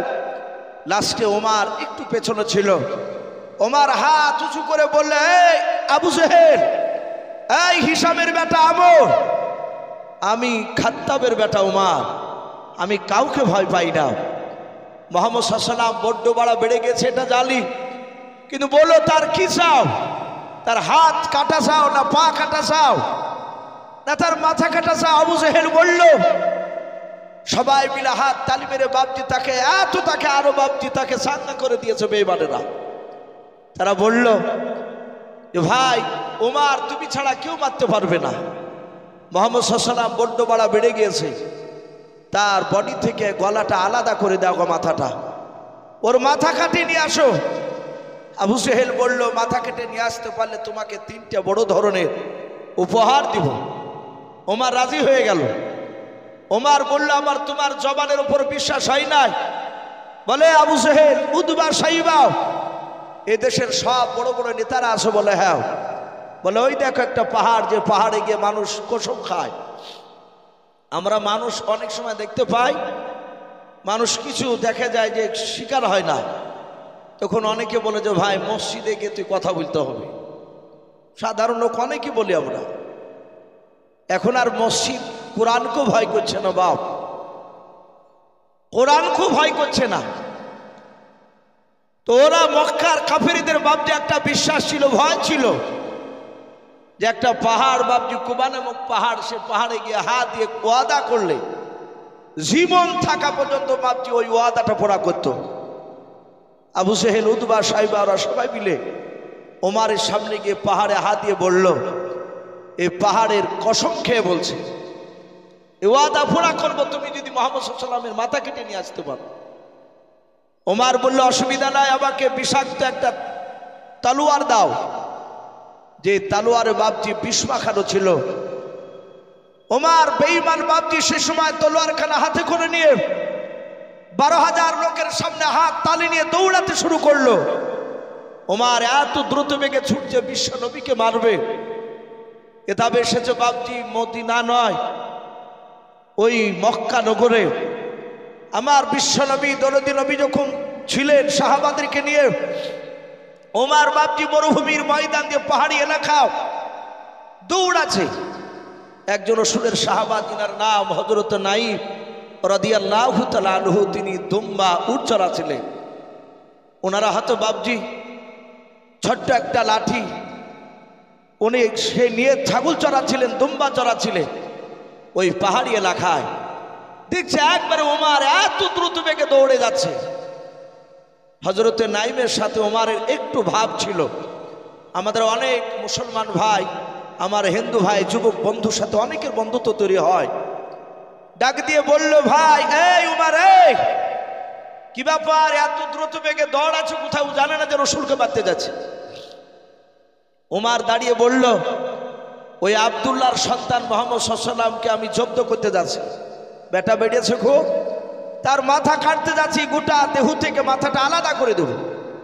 বেটা চিনে না, উমারের পাল্লায় পড়েনি, এতদিন কিছু বলিনি, আজ মোহাম্মদ সাল্লামের রিহাই নাই। হযরতে নাইম কাছে বললো, ভাই একটু কাছে এসো। বলে, এই ভাই তুমি যে মারতে যাচ্ছ, মোহাম্মদ সাল্লাম তো একাই নাই, সেখানে যদি তার কয়েকটা সাথী ভাই থাকে তারা তো তোমাকে কম করে ছাড়বে না। যাহাতে কথা বললো, ওমর বলল, এই তোর কথাবার্তা শুনে মনে হচ্ছে তুই ওরিল। সাথে হাতে বলল, ভাই বাস্তবে আমি মোহাম্মদ সাল্লামের লোক, বলুন আলহামদুলিল্লাহ। যাহাতে নবীর লোক বলেছে, আরো উমার রেগে গেছে। উমারকে ডাক নাই, উমার বলল, এই তোকে আগে জবাই করবো। হযরতে নাইম বলল, ভাই উমার শোনে না, তোমার দেহতে বাহুতে শক্তি বেশি থাকতে পারে। আই উমার, তুমি আমাকে 10টা তলোয়ার চালাতে পারলে আমি একটা তো মারতে পারবো। গত কয়েকদিন আগে বাবজি আমাদের পশ্চিম বাংলায় একটা রেজাউল বলে একজন মওলানা, মাথায় রুমাল দিয়ে, অনেকে দেখেছেন ইউটিউবে, ট্রেনে যাচ্ছিল, তাকে দেখে বাবজি চাচা বিভিন্ন রকমের বাংলাদেশি জঙ্গি অনেক রকমের অন্যায়কের কথা বলেছিল। তো ছেলেটা তাদের কথাতে বাবজি একটু জবাব উত্তর দিয়েছিল। সে বলেছিল, ভাই ঈদেশ আপনার, ঈদেশ আমারও, আপনার যতটা আমার ততটা, 1 ইঞ্চি আপনারও বেশি নাই, আমারও 1 ইঞ্চি কম নাই। এই প্রতিবাদ করার কারণে বাবজি তাকে মারতে মারতে এমনকি ট্রেন থেকে ছুঁড়ে ফেলে হত্যা করার পরিকল্পনা নিয়েছিল। তাকে টানাটানি করে একজন আমার হিন্দু ভাইদের মধ্যে থেকে টেনে সেই মওলানাকে চাবিড়ে ধরে তাকে ছাড়ে নাই।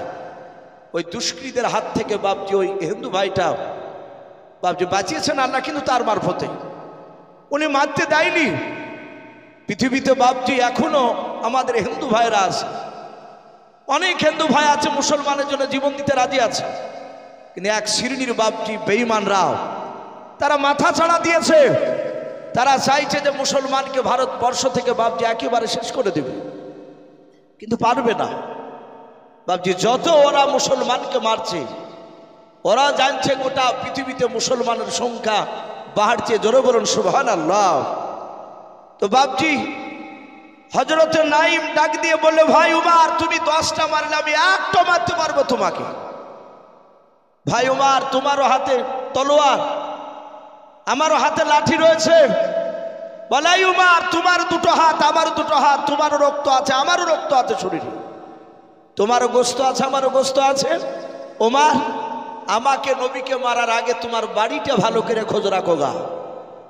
যাহাতে বাড়ির কথা বলেছে, ওমর বলল, বাড়ি মানে? বলে, এই তোমার আপন কলিজার টুকরা বোন ফাতেমা নাই? বলে, আছে তো, আমি বিয়ে দিয়েছি আমার বোনে।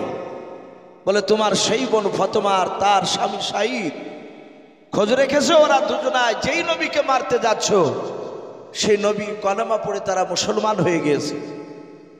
ওমর বলল, তা তো শুনি নাই। বলে, কবে হয়েছে? বলে, কদিন হলো। ওমর বলছে, আমি বেশ কয়েকদিন তার বাড়িতে যাইনি।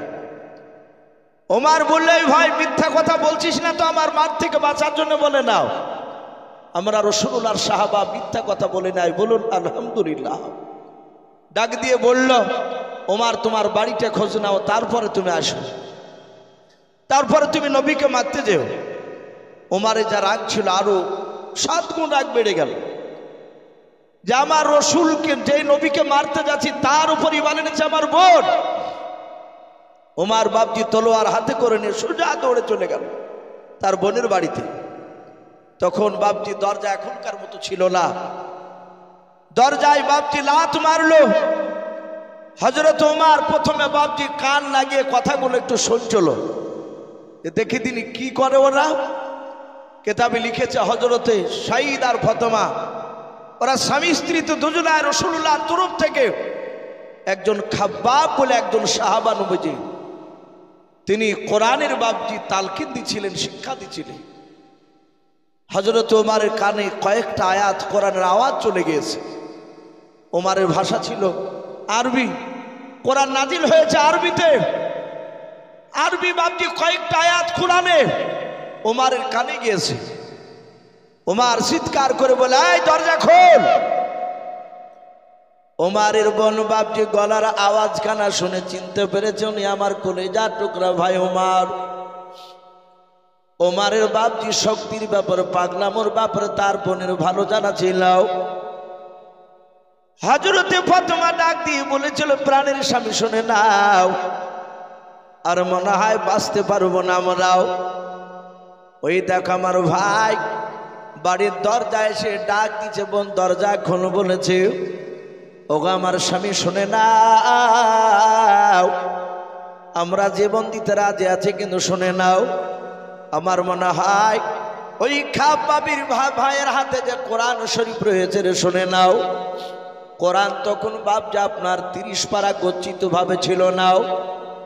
ওই সময় হযরত বাপজি নবীর দরবারে, বাপজি সাহাবাদের দরবারে কোন সময় কোরআন বাপজি চামড়াতে লেখা থাকতো, গাছের পাতাতে বাপজি কোরআনের আয়াত লেখা থাকতো, পাহাড়ে বাপজি আপনার লেখা থাকতো। হযরতে খাব্বাব কয়েকটা বাপজি আপনার সুরাও লিখিত ছিল বাপজি আপনার চামড়ায়, বাপজি হাতে করে নিয়ে রে বাবা।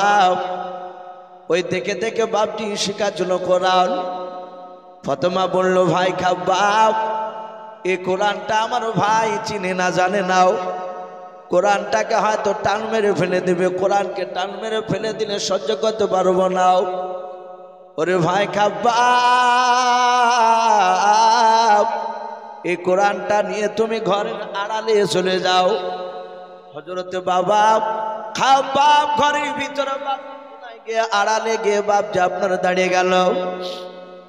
ওমারের দরজা বাপজি তার বোনের খুলতে দেরি হলো। ওমার কয়েকটা লাথ মেরে বাপজি দরজাটাকে ভেঙে ফেললাও। দরজা ভাঙার পর ওমার বাপজি দৌড়ে গিয়ে তার নিজের বোনের কাছে না, প্রথমে নিজের দোলা ভাইয়ের কাছে চলে গেল। দোলা ভাইয়ের কাছে যাওয়ার পর ওমার বাম হাত দিয়ে তার ভাইয়ের বাপজি দাড়ি খানাকে ধরলাও। ও বাপজি ভাইয়েরাও, আগেকার বেঈমানেরাও তারা বাপজি দাড়িকে বাপজি আপনার চাস্তক না এখনকার মতো, তারা জানতো দাড়ি বড় মূল্যবান, দাড়ি একটা পুরুষের বাপজি আলামত। আপনারা সকলেই জানেন বেঈমান বলে পৃথিবীতে একটা বাপজি খোদা দাবি করেছিল, যার নাম বাপজি ফেরাউন। সে ডাইরেক্ট বলেছিল, আনা রাব্বুকুমুল আলা, সব আল্লাহর চেয়ে যে বড় আল্লাহ দাবি করেছিল। ওই বেঈমান ফেরাউন তারও বাপজি মুখে নাভি পর্যন্ত বাপজি দাড়ি ছিল। সে মুক্তা দিয়ে বাপজি সারাদিন দাড়িকে বাপজি জোড়ে রাখতে এত যত্ন করতো দাড়ির। হযরত বাপজি উমার দৌড়ে গিয়ে নিজের আপনার দুলা ভাই শাহিদের বাম হাত দিয়ে দাড়িখানাকে ধরে ডাক দিয়ে বলেছিল, ভাই শুনলাম তুমি নাকি কলমা পড়ে নিয়েছো, মুহাম্মদ সাল্লাল্লাহু আলাইহি ওয়াসাল্লামকে নাকি নবী বলে মেনে নিয়েছো। হযরত ওমরের কথা শুনে শাহিদ ডাক দিয়ে বলেছিল, ভাই ওমর, শুধু আমি একাই নয়, তোমার বোন ফাতেমাও কলমা পড়ে আমরা মুসলমান হয়ে গিয়েছি। যাহাতে বাপ যে কথা বলল, ওমর ডাক দিয়ে বলল, ওই নবীকে কি ছাড়বে না? বলে নাও। হযরত শাহিদ বলল, ওমর রে, সব পৃথিবীর ছাড়তে রাজি আছি, কিন্তু আমি বিশ্ব নবীর কলমাকে ছাড়তে রাজি নাই।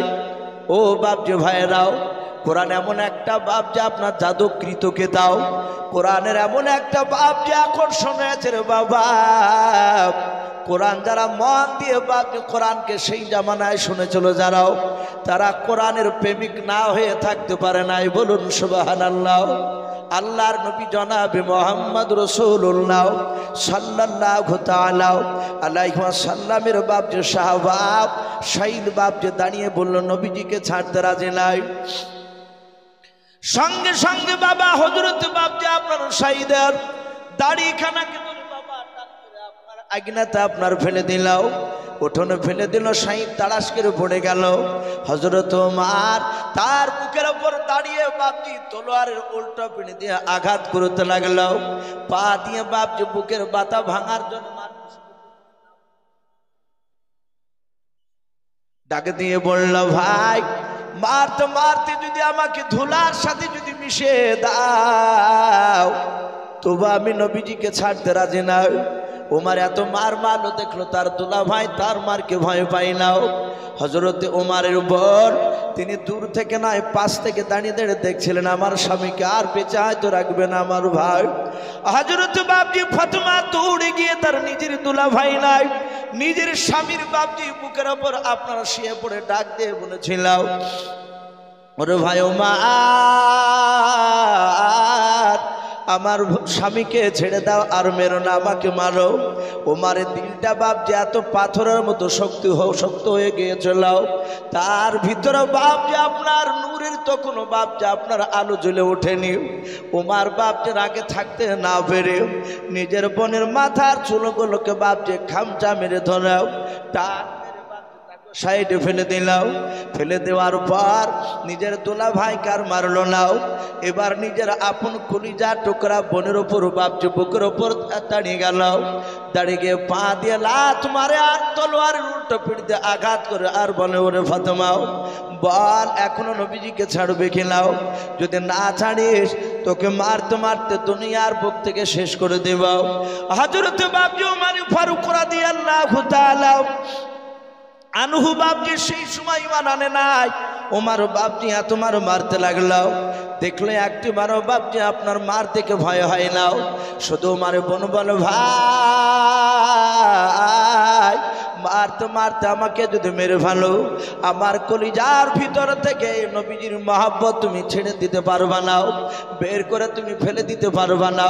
ওরে আমার ভাই নিজের মায়ের পেটের তুমি আমার ভাই, তোমার মারছো ভাই, আমি তো তোমার কাছে কোনো অন্যায় করে নাই রে ভাই, শুধু নবীজির ওপর কলামা পড়েছে, তুমি কেন আমাকে এভাবে মারছো বলো? হযরত ওমর মারতে মারতে লাস্টে ডাক দিয়ে বলল, বল একবার তুই শুধু আমার কাছে জানের ভিক্ষা চাও। হযরত ওমরের বোন ডাক দিয়ে বলেছিল, ভাই জিনার কলেমা পড়ে নিয়েছে সেই নবী মুহাম্মদ রাসূলুল্লাহ সাল্লাল্লাহু তাআলা আলাইহি ওয়াসাল্লাম, সেই নবী বলেছে একমাত্র আল্লাহর কাছ ছাড়া কারো কাছে সাহায্য চাওয়া যাবে না, একমাত্র আল্লাহর কাছে সাহায্য চাওয়া লাগবে। ও ভাই ওমর তুমি মারতে মারতে মেরে ফেললো, তোমার কাছে জানের ভিক্ষা চাইব না। ওমর বাবা তলোয়ারের উল্টো পিঠে দেখছে রক্ত লেগে আছে, মাটিতে থেকে দেখে ওমরের বোন আর শাইন তারা স্বামী স্ত্রী দুজনার মাটিতে যেদিক দিয়ে গড়াগড়ি বাপজি পড়েছে সেই দিকে বাপজি মাটিতে রক্ত লাল হয়ে গিয়েছে। ওমর দেখলে এমন জাদু করেছে সেই আব্দুল্লাহর বেটাও যে আমার বোন কোনো মতে মারকে ভয় পাই নাও, আমার দুলা ভয় পাই নাও। হযরত ওমর ডাকতে বলেন, ওরে বোন ফাতেমা এমন কি জাদু করেছে তাকে কি তোরা ছাড়বি না? বলে ভাই জীবন চলে গেল ছাড়ব না। লাস্টে ওমর বলল, বোন আমি দরজায় লাত মারার আগে আমি চিৎকার করে ডাকার আগে আমি 2-3 মিনিট আমি দাঁড়িয়েছিলাম। ওরে বোন কে যেন পড়ছিল, ইন্নী আলাল্লাহ, আমি নিশ্চয় আল্লাহ, বারবার এই কথাটা পড়ছিলাম। কে বলছিল রে বোন এত সুন্দর কথা বল? হযরত বাপজি ফাতেমা মনে মনে চিন্তা করেছে, ভাই কি ব্যাপার হঠাৎ করে নরম হয়ে গেল? ডাক দিয়ে কেঁদে কেঁদে বলেছিল, ভাই আমরা কোরআন শরীফ শিখছিলাম। ওমর বলল, বোন কোরআন আবার কি জিনিস? বলে ভাই যেই নবীর কলেমা পড়ার জন্য তুমি আমাদেরকে মেরে ফেলার জন্য তৈরি হয়ে গিয়েছিলাম, সেই নবীর ওপরে কোরআন নাজিল হয়েছে, ওই কোরআন গোপনে শিখছিলাম। বলে বোন কোরআনটা একটু আমাকে একটু পড়ে দেখে। ফাতেমা বলে, ভাই কোরআনটা তোমার হাতে দেওয়া যাবে না। বলে কেন? বলে তোমার শরীরটা তোমার নাপাক হয়ে আছে, অপবিত্র হয়ে আছে, তুমি পেশাব ফিরে পানি নাও না। বলে নাও। ওরে ভাই এই কোরআন তোমার হাতে নাড়তে দেওয়া যাবে না। হযরত ওমর বলল, বল কি করা যাবে? ওই কোরআনটা শুনতে গেলাম।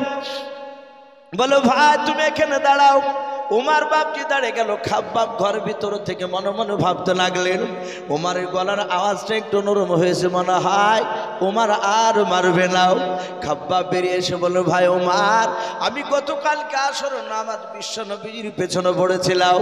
আমার নবীজি মোনাজাতে শুনে নাও, তোমার নাম আর আবু জেহেলের নাম কয়েকবার নিয়েছে, তার মধ্যে তোমার নামটা বারবার নিচ্ছিল। আমার মনে হয় ওগো ওমর ভাই, তোমার নামটা হয়তো আল্লাহর দরবারে কবুল হয়ে গিয়েছে, বলুন সুবহানাল্লাহ।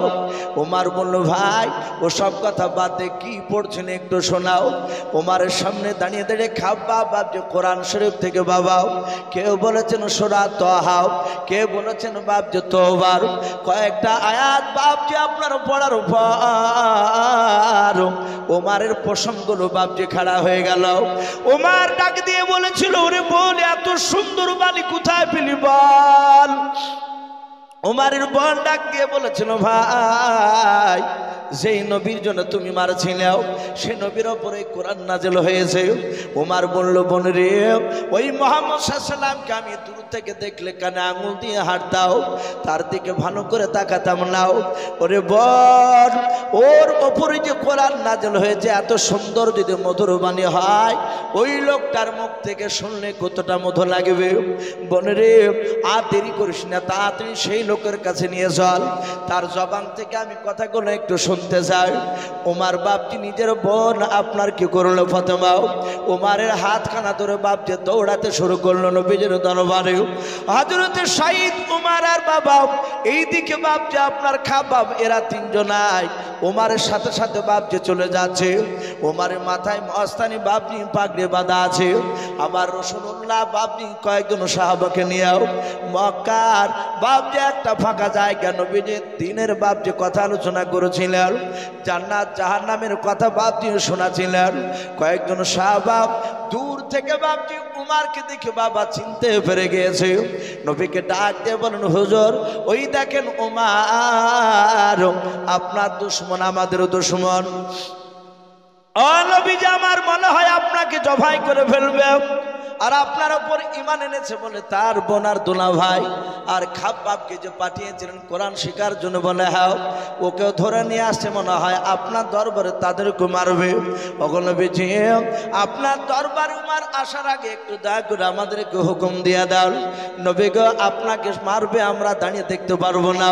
উমার আপনার দরবারে আসার আগে আমরা সকল সাথে ভাইরা দৌড়ে গিয়ে উমারকে জবাই করে দিয়ে জাহান্নামে আমরা একসঙ্গে তাকে পাঠিয়ে দেব। আল্লাহ রাসূল এইভাবে পেছন দিকে ঘুরে বলেছিলেন, ওরে ওমর, আমার সাথী ভাইয়েরা, তোমরা কি অন্তরের খবর জানো? বলে না। সাহাবারা বলেন, হুজুর আপনার মুখ থেকে শুনেছি আসমান জমিনের ভেতরে একমাত্র অন্তরের খবর, গায়েবের খবর আল্লাহ জানেন, বলুন সুবহানাল্লাহ। ডাকে দিয়ে বলেছিলেন, ভাই ওরে আমার সাথী ভাইয়েরা, তাহলে তোমরা কেমন করে জানতে পারলে ওমর আমাকে মারতে আসতেছে? বলো হুজুর আপনার আমাদের দুশমন, তা আমরা ধারণা করছি মনে হয় আপনাকে মারতে পারে। আল্লাহর নবীর সাহাবারা ডাক দিয়ে বলেন, সাহাবারাও, নবী আমার ডাক দিয়ে বলেন, ওগো আমার সাহাবারাও শুনে নাও, আমার মনে হয় উমর আমাকে মারতে আসে নাই। উমর এটা হতে পারে, হয়তো আমার কলমা পড়তে আসতে পারে, বলুন সুবহানাল্লাহ। আল্লাহ রাসূল বলেন, ওরে আমার সাথী ভাইরা, কেউ আগে যাবা না, এই জায়গায় তোমরা সকলেই দাঁড়িয়ে থাকবা, উমর আসতে দাও, উমর আসুক। নবী আমার তাকে দেখলেন, বাপ উমর দৌড়ে চলে আসে আল্লাহ রাসূলের কাছে। বাপ যে আসার এক না দুই নাই রে বাবা, প্রায় 30, কেউ বলেছেন বাপজি 40 থেকে 50 হাত দূরে থাকতে আমার নবী আর দাঁড়িয়ে থাকতে পারলেন না। নবীজের জায়গা থেকে নবী আমার দৌড়ে গিয়ে উমারের কাছে চলে গেলেন। উমারের কাছে যাওয়ার পর নবী যে উমারের কলার খানাকে বাপজি জোরে ধরলেন। উমার বাপজি দাঁড়িয়ে গেল, আর পা তুললেন না। আল্লাহর নবী কাঁদে আর বলেন, উমার আর কতদিন পাগলামি করবে বলো? ওরে উমার, অনেক পাগলামি করা হয়েছে। এই উমার, ওই দেখো তোমার সাথে ভাইরাও, তোমার ভয়ে প্রকাশ কলমার দাঁত দিতে আমরা পারি না। এই উমার, আর কতদিন পাগলামি করবে তুমি বলো? তোমার সাথী ভাইদেরকে নিয়ে শুনে নাও। বলো উমার, কবে থেকে তুমি ঈমানের দাওয়াত দিতে যাবা? বলুন সুবহানাল্লাহ। সাহাবাইকের আমরা বলেন, আমরা পেছন থেকে দাঁড়িয়ে দাঁড়িয়ে শুনছিলাম। নবী এমন ভাবে কাঁদছিলেন, উমারকে ডাক দিয়ে বলে, উমার রে, কবে থেকে তুমি তোমার সাথী ভাইদেরকে নিয়ে ইমানের কাজ করবে? উমার, যেমন তুমি আবু জেহেলের কথা শুনে তুমি এখানে দৌড়ে এসেছো, হে উমার, তুমি কবে তুমি আমার কথা শুনে দৌড়ে যাবে তুমি কলেমার দাওয়াত নিয়ে? আর পাগলামি করো না উমার, অনেক পাগলামি করা হয়েছে। হযরত উমার বিশ্ব রাসূলের চেহারার দিকে চেয়ে তিনি কাঁদছে, আর সহ্য করতে পারলেন না। চোখ দিয়ে পানি ঝরে যায়, তলোয়ারটা নিচে রেখে দিয়ে বলেছেন, ইয়া রাসূলুল্লাহ, ফিদা কাবি ওয়া উম্মি, ওগো নবী, আপনার পদতলে আমার বাপ মা বিসর্জন হয়ে যাক, বলুন সুবহানাল্লাহ। নবী এই তলোয়ার দিয়ে হয় জবাই করে, না হলে আপনি আমাকে ক্ষমা করে দিয়ে কলেমা পড়ে না। বিশ্ব নবী বললেন, ওগো আমার ওমর বন্ধু, আমাকে আল্লাহ দুনিয়ার বুকে বদলা নেওয়ার জন্য পাঠায় নাই, বলুন সুবহানাল্লাহ। আমাকে রাহমাতুল লিল আলামিন করে পাঠিয়েছে। নবীজি ওমরকে বুকের সাথে জড়িয়ে ধরে ক্ষমা করে দিলেন। ওমর কলেমা পড়লে সেই ওমর ডাক দিয়ে বলেছিলেন, ওগো আমার সাথী ভাইরা, আমি এই রসুলকে সেই দিন মারতে গিয়েছিলাম। ওমর বলছেন, হুজুর আপনি আমাকে ক্ষমা করে দেন। নবী হাসছেন আর বলছেন, ওমর রে, আমি কাঁদছিলাম, কিন্তু তুমি আমার উপর ঈমান এনেছো, আরো যে সাহাবারা ঈমান এনেছে আমি সকলকে ক্ষমা করে দিয়েছি, বলুন সুবহানাল্লাহ। হযরত আবু বকর বলছেন, হুজুর আপনি এখানে আমাদেরকে কেন ডাকলেন? এই মসজিদে একত্রিত কেন হতে বলেছে? রাসূল বললেন, ওগো সাহাবায়ে নাও, আমি একত্রিত হতে বলেছি একটা কথা বলার জন্য। বলে, কি কথা বলুন? নবী বলেন, আমাকে পূর্ণাঙ্গ ঈমান দিয়ে আল্লাহ পাঠিয়েছে, বলুন সুবহানাল্লাহ। পূর্ণাঙ্গ দিন দিয়ে পাঠিয়েছে, আমার পরে আর নবী রাসূল আসবে না। হে সাহাবায়ে কেরাম, শুনে নাও, এখানে অনেকগুলো সাহাবায়ে কেরাম আছে, সবাইকে না, মাত্র একজন সাহাবাকে আমি দেখতে চাই, আমি তাকে পাঠাতে চাই এমন একটা দেশে, সেই দেশের বাদশাহ, সেই দেশের নাগরিক, তারা কেউ আল্লাহ এবং রাসূলকে চিনে না। হে সাথী ভাইয়েরা, সবাই না, মাত্র একজন সাহাবা। কে যাবে বললো? সাহাবা জানেন যেই জায়গায় রাসূল বলছেন আল্লাহকে চিনে না, রাসূলকে চিনে না, ওই দেশের বাদশাহ, ওই দেশের নাগরিক, সেখানে কলমার দাওয়াত নিয়ে যা কঠিন না সহজ? বলুন, খুবই কঠিন। আমাদেরকে বাপজি বিভিন্ন জায়গা থেকে আসতে ভয় লাগে। গতকালকে বাপজি রানাঘাটের ওই এলাকায় একটা জবপুর বলে একটা গ্রামে জালসায় ছিল। রাত্রি 1টাতে নামলাম, সেখানে বলছে যে হুজুর এত রাত্রিতে যায় না, দেশ বিদেশে তো আবহাওয়া ভালো নাই। এখন ভয় হচ্ছে, আজ থেকে 5 বছর আগে ভয় হয়নি, যে কোথায় হয়তো কোনো বদমাইশ না জানে হয়তো আক্রমণ হয়তো করে বসবে কিনা। এখন অনেকই ভয় লাগছে। এই যে ট্রেনে মারামারি, যে রেজাল কারিমকে মেরেছে, অনেকই পার্সোনাল বলছে, ভাই ট্রেনে যেতেও ভয় লাগছে এখন। বাপজি আমার সোনা লালেরাও, আল্লাহ রসুলের সাহাবা জানেন ওই জায়গায় কলমার দাওয়াত দেওয়া সহজ নয়। নবীর একজন সাহাবা, হাদিসে তার নাম এসেছে হযরতে দাহিয়াতুল কালবি রাদিয়াল্লাহু তাআলা আনহু। খুবই সুন্দর সাহাবা ছিলেন দেখতে, এবং খুবই নবীর কাছের সাহাবা, দামি সাহাবা। উনি মসজিদে নববী থেকে দাঁড়িয়ে বলেন, ইয়া রাসূলুল্লাহ, আমি যেতে রাজি আছি সেই জায়গায় কলেমার দাওয়াত নিয়ে। নবী মুচকে মুচকে হাসছেন তার ইমানের জোশ দেখে। বলে, তুমি যাবে? বলে, হ্যাঁ। আল্লাহ রসুলকে বলুন, হুজুর আপনি চিঠি লিখে দেন। আর ওই দেশটার নাম বললো। নবী বলেন, দেশটার নাম রোম দেশ। কি নাম বললাম? রোম দেশ। আর ওই রোম দেশের সম্রাট হিরাক্লিয়াস, বুখারী শরীফে কয়েকবার তার নাম এসেছে। আল্লাহ রসুল তার বুদ্ধির প্রশংসা করেছিলেন, কিন্তু বেঈমান সে ছিল। নবীজি বাপজি লিখতে জানতেন না, এটা আমরা সকলেই জানি। কারো কাছে লেখাপড়া করেননি, এই জন্য নবীকে উম্মি বলা হতো। তাই বলে নবীজি আনপাড় জাহেল এইরকম শব্দ ব্যবহার করা যাবে না নবীর সামনে। নবী লেখাপড়া জানতেন না, এটা সত্য। তাই বলে নবীর জ্ঞান কি কম ছিল? কথা বলুন, নবীর জ্ঞান কম ছিল না। আজও জন্মায়নি, কিয়ামত পর্যন্ত জন্মাবে না নবীর জ্ঞানের মতো লোক আর আসবে না পৃথিবীতে। আমার বিশ্ব রসূল তার একজন সাহাবা আব্দুল্লাহ বিন মাসউদ রাদিয়াল্লাহু তাআলা আনহু, নবীজি তাকে ডেকে বললেন, আমি যা বলছি তুমি লেখো। আল্লাহ রসুলের কথা, জবানি কথা, নবীর আর সাহাবা তিনি লিখলেন। লেখার পরে বিশ্বনবীর হাতে একটা আংটি থাকতো, চাঁদির আংটি। কিছু মনে করবেন না, মুফতি সাহেবের সাথে আলোচনা করবে। আমাদের অনেক মানুষকে দেখা যায় হাতে 4টা 5টা পর্যন্ত আংটি ভরা থাকে, তামা, চাঁদির, সোনার। কিন্তু অথচ শুধু চাঁদির 4 আনা চাঁদি ছাড়া আর ব্যবহার করা যায় না। সোনার আংটি যদি ব্যবহার করেন বাড়িতে নয়, মুসাফির হালাতে কোনো জায়গায় ব্যবসা করতে যাচ্ছেন সফরে, সেক্ষেত্রে ব্যাপারটা আলাদা। বাদ বাকি বাড়িতে সোনার আংটি হাতে দিয়ে ঘুরিয়ে বেড়ানি। আমরা ভাবছি মাঝে মাঝে হাতে দিয়ে দেখেছি, কথাটা মিলালছে। এখন তো ভাবছি যারা বিয়ে করছে না কিনলেও শ্বশুরবাড়িতে একটা আংটি পাচ্ছে, তো আংটি হাতে নিয়ে ভাবছি নমাজ পড়তে গেলে, পাড়াতে ঘুরলে অটোমেটিক ভিতরটা একটু কেমন মনে হয়, অহংকার চলে আসে। লোকের সাথে কথা বলে এভাবে আঙুলটাকে উঁচিয়ে করতে মন যায়, মানে দেখুক যে আমি সোনার আংটি হাতে দিয়েছি। এটা পরীক্ষা করে দেখবে, এতে অহংকার, তাকাবুর চলে আসে। তো রাসূলুল্লাহ বাবজি আংটিটা ব্যবহার করতেন, তাতে নবীর নাম লেখা ছিল। বলুন আলহামদুলিল্লাহ। কে কেউ বলেছেন কলমা লেখা শুদ্ধ ছিল, লা ইলাহা ইল্লাল্লাহু মুহাম্মাদুর রাসূলুল্লাহ সাল্লাল্লাহু আলাইহি ওয়াসাল্লাম। ওই যে নবী লেখাপড়া জানতেন না, নবী চিঠি লিখে নিতেন সাহাবার মারফতে, যে নবী স্ট্যাম্প স্বরূপ, মোহর স্বরূপ ওই আংটিটা কালিতে ডুবে স্ট্যাম্প মারতে। ওই কাগজখানা যেই পেত, যার কাছে পৌঁছাতো, সেই কাগজে স্ট্যাম্প মারা দেখে বুঝতো এই চিঠিখানা মুহাম্মদ সাল্লাল্লাহু আলাইহি ওয়াসাল্লামের তরফ থেকে এসেছে। এই জন্য বাবজি রাসূলুল্লাহ চাঁদির আংটি ব্যবহার করেছিল। আমার বিশ্ব নবীজি বাবজি চিঠিখানা আংটির মোহর মেরে দিয়ে দাহিয়াতুল কালবিকে কাগজটা জোরে ধরে দিলেন, বলে ঘোড়ায় চেপে চলে যাও।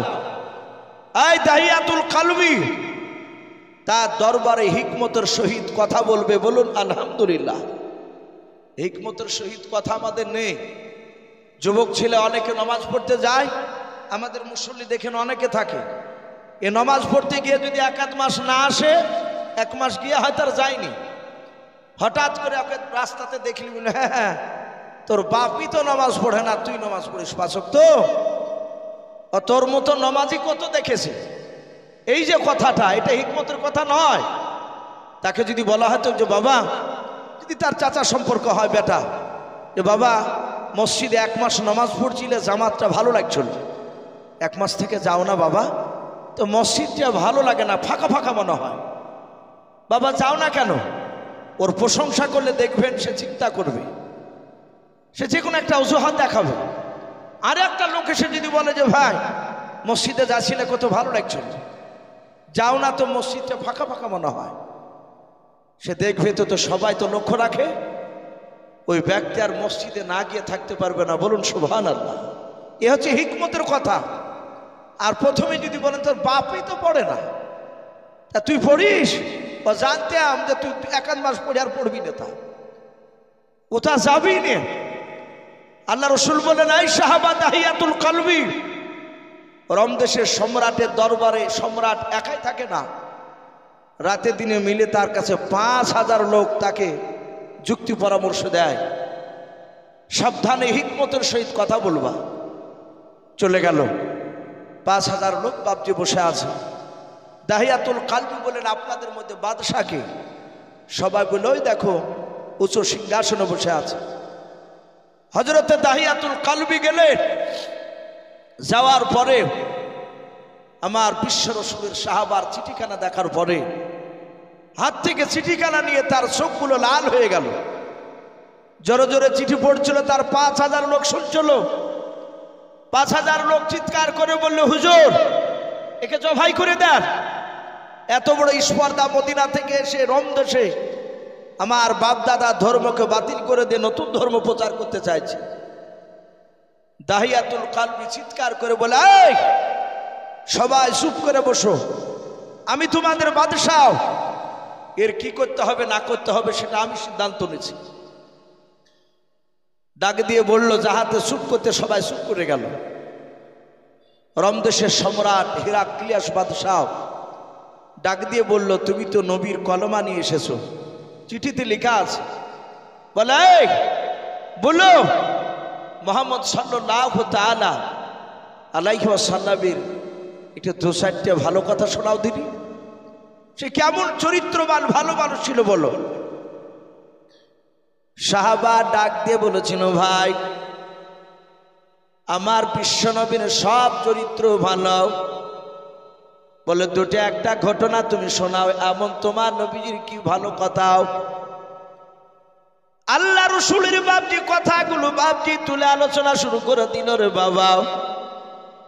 ডাকে দিয়ে বলেন, গো বাদশাহ, আল্লাহর নবী জনাবে মোহাম্মদ রাসূলুল্লাহ সাল্লাল্লাহু তাআলা আলাইহি ওয়াসাল্লাম মক্কা থেকে মদিনা যখন চলে গিয়েছিলেন, মদিনায় যাওয়ার পর আবু জেহেলরা বাপজি তবু ক্ষান্ত হয়নি। আবু জেহেল বেঈমান মৃত্যুর আগ পর্যন্ত নবীকে জানিয়েছিল। আবু জেহেল বলল, মক্কার লোকেরা মুহাম্মদ সাল্লাল্লাহু আলাইহি ওয়াসাল্লাম মক্কা থেকে মদিনা যাওয়ার পর শুনে না মদিনায় গিয়ে কলমার দাওয়াত দিতেছে। কে আছো? এই মক্কা নগরী থেকে ছদ্মবেশ ধরে তোমরা মুহাম্মদ সাল্লাল্লাহু আলাইহি ওয়াসাল্লামকে মদিনায় গিয়ে কে মারবে বলাও। হযরত দাইয়াতুল কালবি ডাক দিয়ে বলেছিল, বাদশাহ ওই সময় মক্কার বেঈমানদের মধ্যে থেকে একটা বেঈমান, তার নাম কিতাবে এসেছে উমাইর। কি নাম বললাম? উমাইর। উমার ফারুক রাদিয়াল্লাহু তাআলা আনহু, উনি না, ইনি আলাদা। উমাইর ডাক দিয়ে বলেছিল, আমি যেমন খুশি তেমনি আমি সাজতে পারি, আমার ছদ্মবেশ আমি ধরতে পারি, আমি তাকে মারতে যাব। বলে যাও, অনেক রকমের বাপ যা আপনার ছদ্মবেশে চলে গেল, কয়েকটা টাকা কয়েকটা বাপ যা আপনার খাজুরের সঙ্গে কেড়ে নিয়ে যাও, পানির সঙ্গে করে নিয়ে বাপনি দৌড়ে চলে গেল।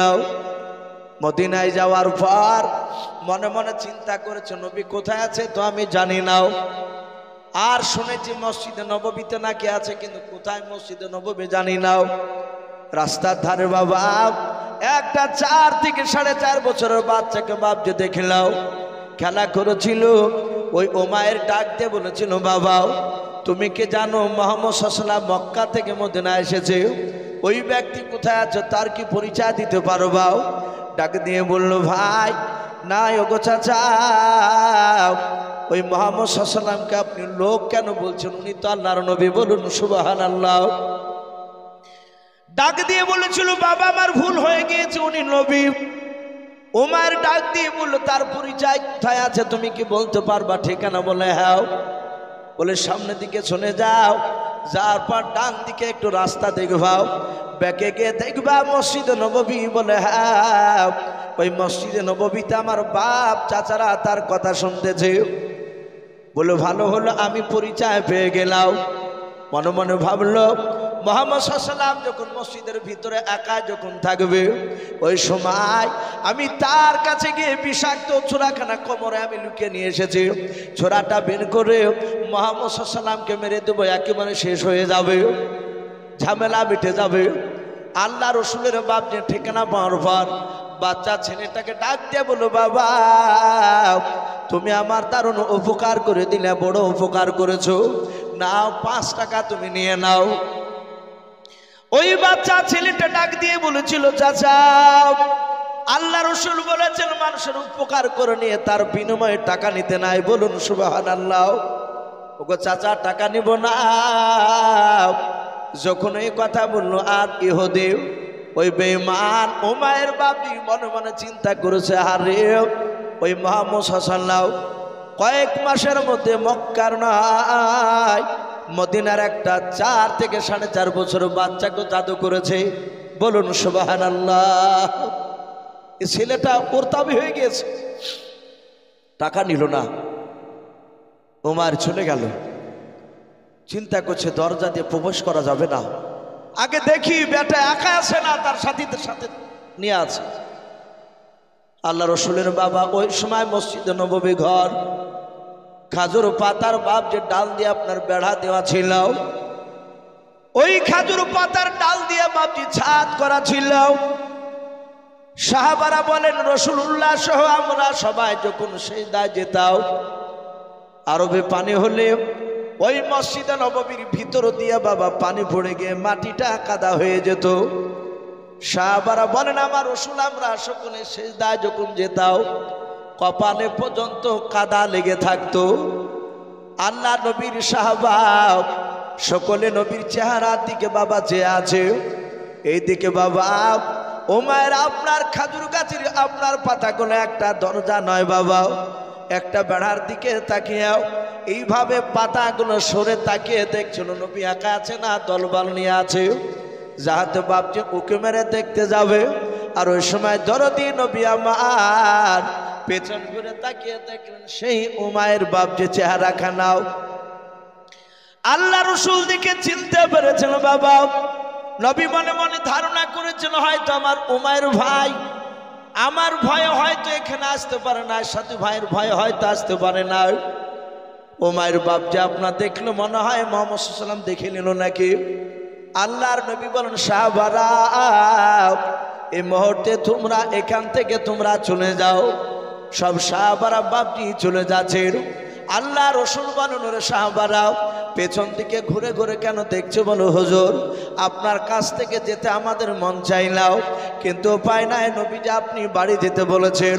আল্লাহর নবী বলেন এখন চলে যাও কিছুক্ষণ পর আসবাও। যাহাতে সাহাবারা চলে গেলেন।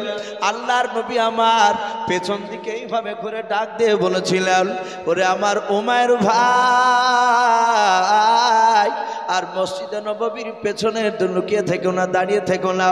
ওরে ভাই আমার সাথী ভাইরা কেউ নাই, আর ভয় করো না, তুমি চলে এসো। উমায়ের বাপজি বুঝতে পেরেছি তো দেখে নিয়েছে। উমায়ের বাপজি দরজা দিয়ে যখন মসজিদে নববীর দরজা দিয়ে যখন প্রবেশ করলো ডান পাটা বাপজি আপনার পা ভরেছে আর দরজার বাম দিকে তাকে তাকে দেখতেছিল আল্লাহর নবী জনাবে মুহাম্মদ রাসূলুল্লাহ সাল্লাল্লাহু তাআলা আলাইহি ওয়াসাল্লাম ডাক দিয়ে বললেন ওরে উমায়ের ভাই আমার কোন সাহাবা মসজিদ নববীর দরজার আড়ালে কেউ একজনাও লুকিয়ে নাই। ওরে ভাই উমায়ের ভয় করো না, তুমি কাছে এসো। উমায়ের বাপটি নবীর কাছাকাছি চলে যাচ্ছে, একেবারে যাহাতে কাছাকাছি চলে গিয়েছে বাবা আল্লাহর নবীজিকে বাপটি মারার জন্য এভাবে কোমরে বাপজি ছুরাখানা বের করার জন্য উমায়ের হাতখানা বাপজি নিয়ে গিয়াও যাহাতে ছোনাটা বের করে নবীকে মারতে যাবে। আল্লাহর নবী জনাবে মুহাম্মদ রাসূলুল্লাহ সাল্লাল্লাহু তাআলা আলাইহি ওয়াসাল্লাম ডাক দিয়ে বললেন ওরে আমার উমায়ের ভাই তাড়াতাড়ি বলো আজ 3 মাস পার হয়ে গেছে রে ভাই মক্কা থেকে মদিনায় আসা আবার। ওরে ভাই উমায়ের ভাই মদিনা থেকে আমি এখনো মক্কার জমিনে আমি আর পা দিতে যাইনি রে ভাই, তাড়াতাড়ি বলো তোমার মা যে বিছনাগত হয়ে পড়েছিল, তোমার আব্বা যে অসুস্থ হয়ে পড়েছিল। ওরে ভাই উমায়ের তাড়াতাড়ি বলো তোমার আব্বা মা কেমন আছে বলো। উমায়ের বাপ যে ছোটাখানা বের করতে গিয়ে আর বের করলো না।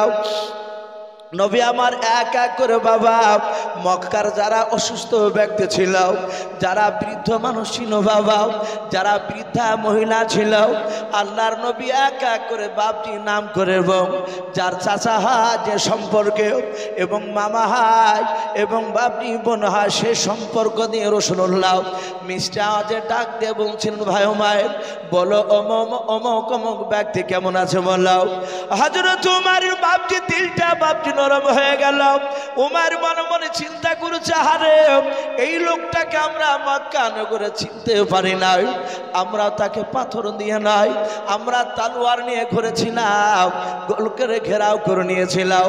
যে দিনকা মুহাম্মদ সাল্লাল্লাহু আলাইহি ওয়াসাল্লামকে মক্কা থেকে তাড়িয়ে দিয়েছিলাম এর উচিত ছিল ওর শাহবাদীকে লেলিয়ে দিয়ে আমার উপর অত্যাচার করাও, কিন্তু আমাকে অত্যাচার না করে উল্টো আমার মা বাপের খবর নিচ্ছে। ডাক দিয়ে বলেছিল হুজুর দয়া করে আমাকে মাফ করবেন, আপনাকে আমি দেখেন বিষাক্ত ছুরা নিয়ে মারতে এসেছিলাম। নবী গো আজ চিন্তা করেছে আপনি দরদি নবী মার নবী রহমতের নবী গাও, আপনি ক্ষমা করে দিয়াও, আপনার কলমা পড়ে মুসলমান বানিয়ে আনেন, বলুন সুবহানাল্লাহ। হযরত উমাইর রাসূলের এই রকম 3টা বাপজি ঘটনা ওই রমদেশের সম্রাট হেরাক্লিয়াসের সামনে বাপজি আলোচনা করলেন। হুমায়ুন বলল, তোমাদের নেতা এত ভালো? বলে হ্যাঁ। সাথে হাতেও হেরাক্লিয়াসের চোখ দুটো লাল হয়ে গেল। ডাক দিয়ে বলে, আয় আমার প্রজারা, আয়, এই দাহিয়াতুল কালবির এখন হাত পা দড়ি দিয়ে বাঁধ, বেঁধে রাখ এখানে, একে কিছুক্ষণ পর জবাই করা হবে। সব লোকেরা বাপজি হাততালি মেরে বলল, এবার উচিত শিক্ষা হবে। এত বড় স্পর্ধা, মদিনা থেকে সে আমার বাপ দাদার বিরুদ্ধে কথা বলে। তার হাত পা দড়ি দিয়ে বাপজি বেঁধে দিল। দাহিয়াতুল কালবি কাঁদছেন, আল্লাহ, একটা লক্ষ্যকে তুমি আমার দ্বারা হেদায়েত বানাবে না। হেদায়েতের মালিক আল্লাহ, এটা আমরা ভালোই জানি। দাহিয়াতুল কালবি তিনি কাঁদছে। কিতাবে লিখেছে বাবা, ওই সময় রোম দেশের সম্রাট ডাক দিয়ে বলল, আমার প্রজাদের মধ্যে থেকে 10টা বুদ্ধিজীবী প্রজা দাঁড়িয়ে যাও যুবক। বলে, হুজুর কেন? বলে, দাঁড়িয়ে যাও। 10টা যুবক বাপজি দাঁড়িয়ে গেল। বলে, এক্ষুনি তুমি রোম দেশের বাজারে চলে যাও। বলে, আমরা দহজনায় যাব। বলে, হ্যাঁ। রোম দেশের বাজারে গিয়ে দেখো গা কোনো মক্কার লোক এখানে ব্যবসা করতে এসেছে কিনা। কেতাবে এসেছে রোম দেশে বাপজি মক্কার লোকেরা ব্যবসা করতে যেত। কেতাবে এসেছে ওই সময়তে হযরতে আবু সুফিয়ান পরে যে ঈমান এনেছিলেন, কিন্তু যেই দিনকে রোম দেশে ব্যবসা করতে গিয়েছিল সেই দিন ওই সময় নবীর ওপর ঈমান আনেনি। সে কাফির ছিল আবু সুফিয়ান। সে সময় যাহাতে মক্কা নগরে নাই, রোম দেশের বাজারে প্রচার করলে, কেউ আছো কি মক্কা নগরে কোনো মানুষ? আবু সুফিয়ান হাত উঁচু করে বললে, আমি মক্কার একটা নেতা, আমি এখানে বড় ব্যবসা করি, তাই ব্যবসা করতে এসেছি। কজনা এসেছে? বলে, আমরা 10 জনা। বলে, এক্ষুনি ছিল আমাদের বাদশাহ রোম দেশের সম্রাট এখনই ডাক দিয়েছে। চলে গেল। যাওয়ার পরই বাপজি দেখছে হযরতে দাহিয়াতুল কালবিকে। আবু সুফিয়ান চিনতে পেরেছে, এই তো সেই, ওখান থেকে এত দূর চলে এসেছে। ডাক দিয়ে বলল, রোম দেশের সম্রাট, এই তোর নাম কি? আবু সুফিয়ান বলল, আমার নাম আবু সুফিয়ান। যাহাতে বাপজি এই কথাটা বলল। বলে, কজনা এসেছিস? বলে, আমরা 10 জনা। বাপজি আবু সুফিয়ানকে রোম দেশের সম্রাট বললে, একে চিনিস? বলে, ভালো চিনি। একে চিনি, এর যে নেতা, ওর নেতার যে কলমার দাওয়াত নিয়ে এসেছে, অকও ভালো করেছিল। বলে, হ্যাঁ, এবার খেলা জমবে। বাপজি আপনারা অনেকে এখানে আছে, আমার খুব কাছের বন্ধু শাহাবুদ্দিন ভাই, উনি বললেন যে, ভাই আমাদের এই জালসাটা আদের জালসা নয়, হ্যান্ডবেলে লেখা নেই। উনি বলছিলেন যে আমরা মসজিদে ইট নিয়ে এসেছি প্রাচীর দেওয়ার জন্য। তো প্রাচীর কিছুটা মনে হয় হয়েছে, মনে হয় বলছিলেন যে রং করা হয়নি। তা উনি বললেন যে, ভাই চাপাচাপি করবেন না, একটু মিনিট 2-3 একটু বলবেন শেষের বেলায়। প্রায় রাত্রি 11টা বাপজি পার হয়ে গেল। ইনশাল্লাহ আজকে জালসার প্রধান বক্তা আর কয়েক মিনিটের মধ্যে হয়তো হাজির হয়ে যাবে।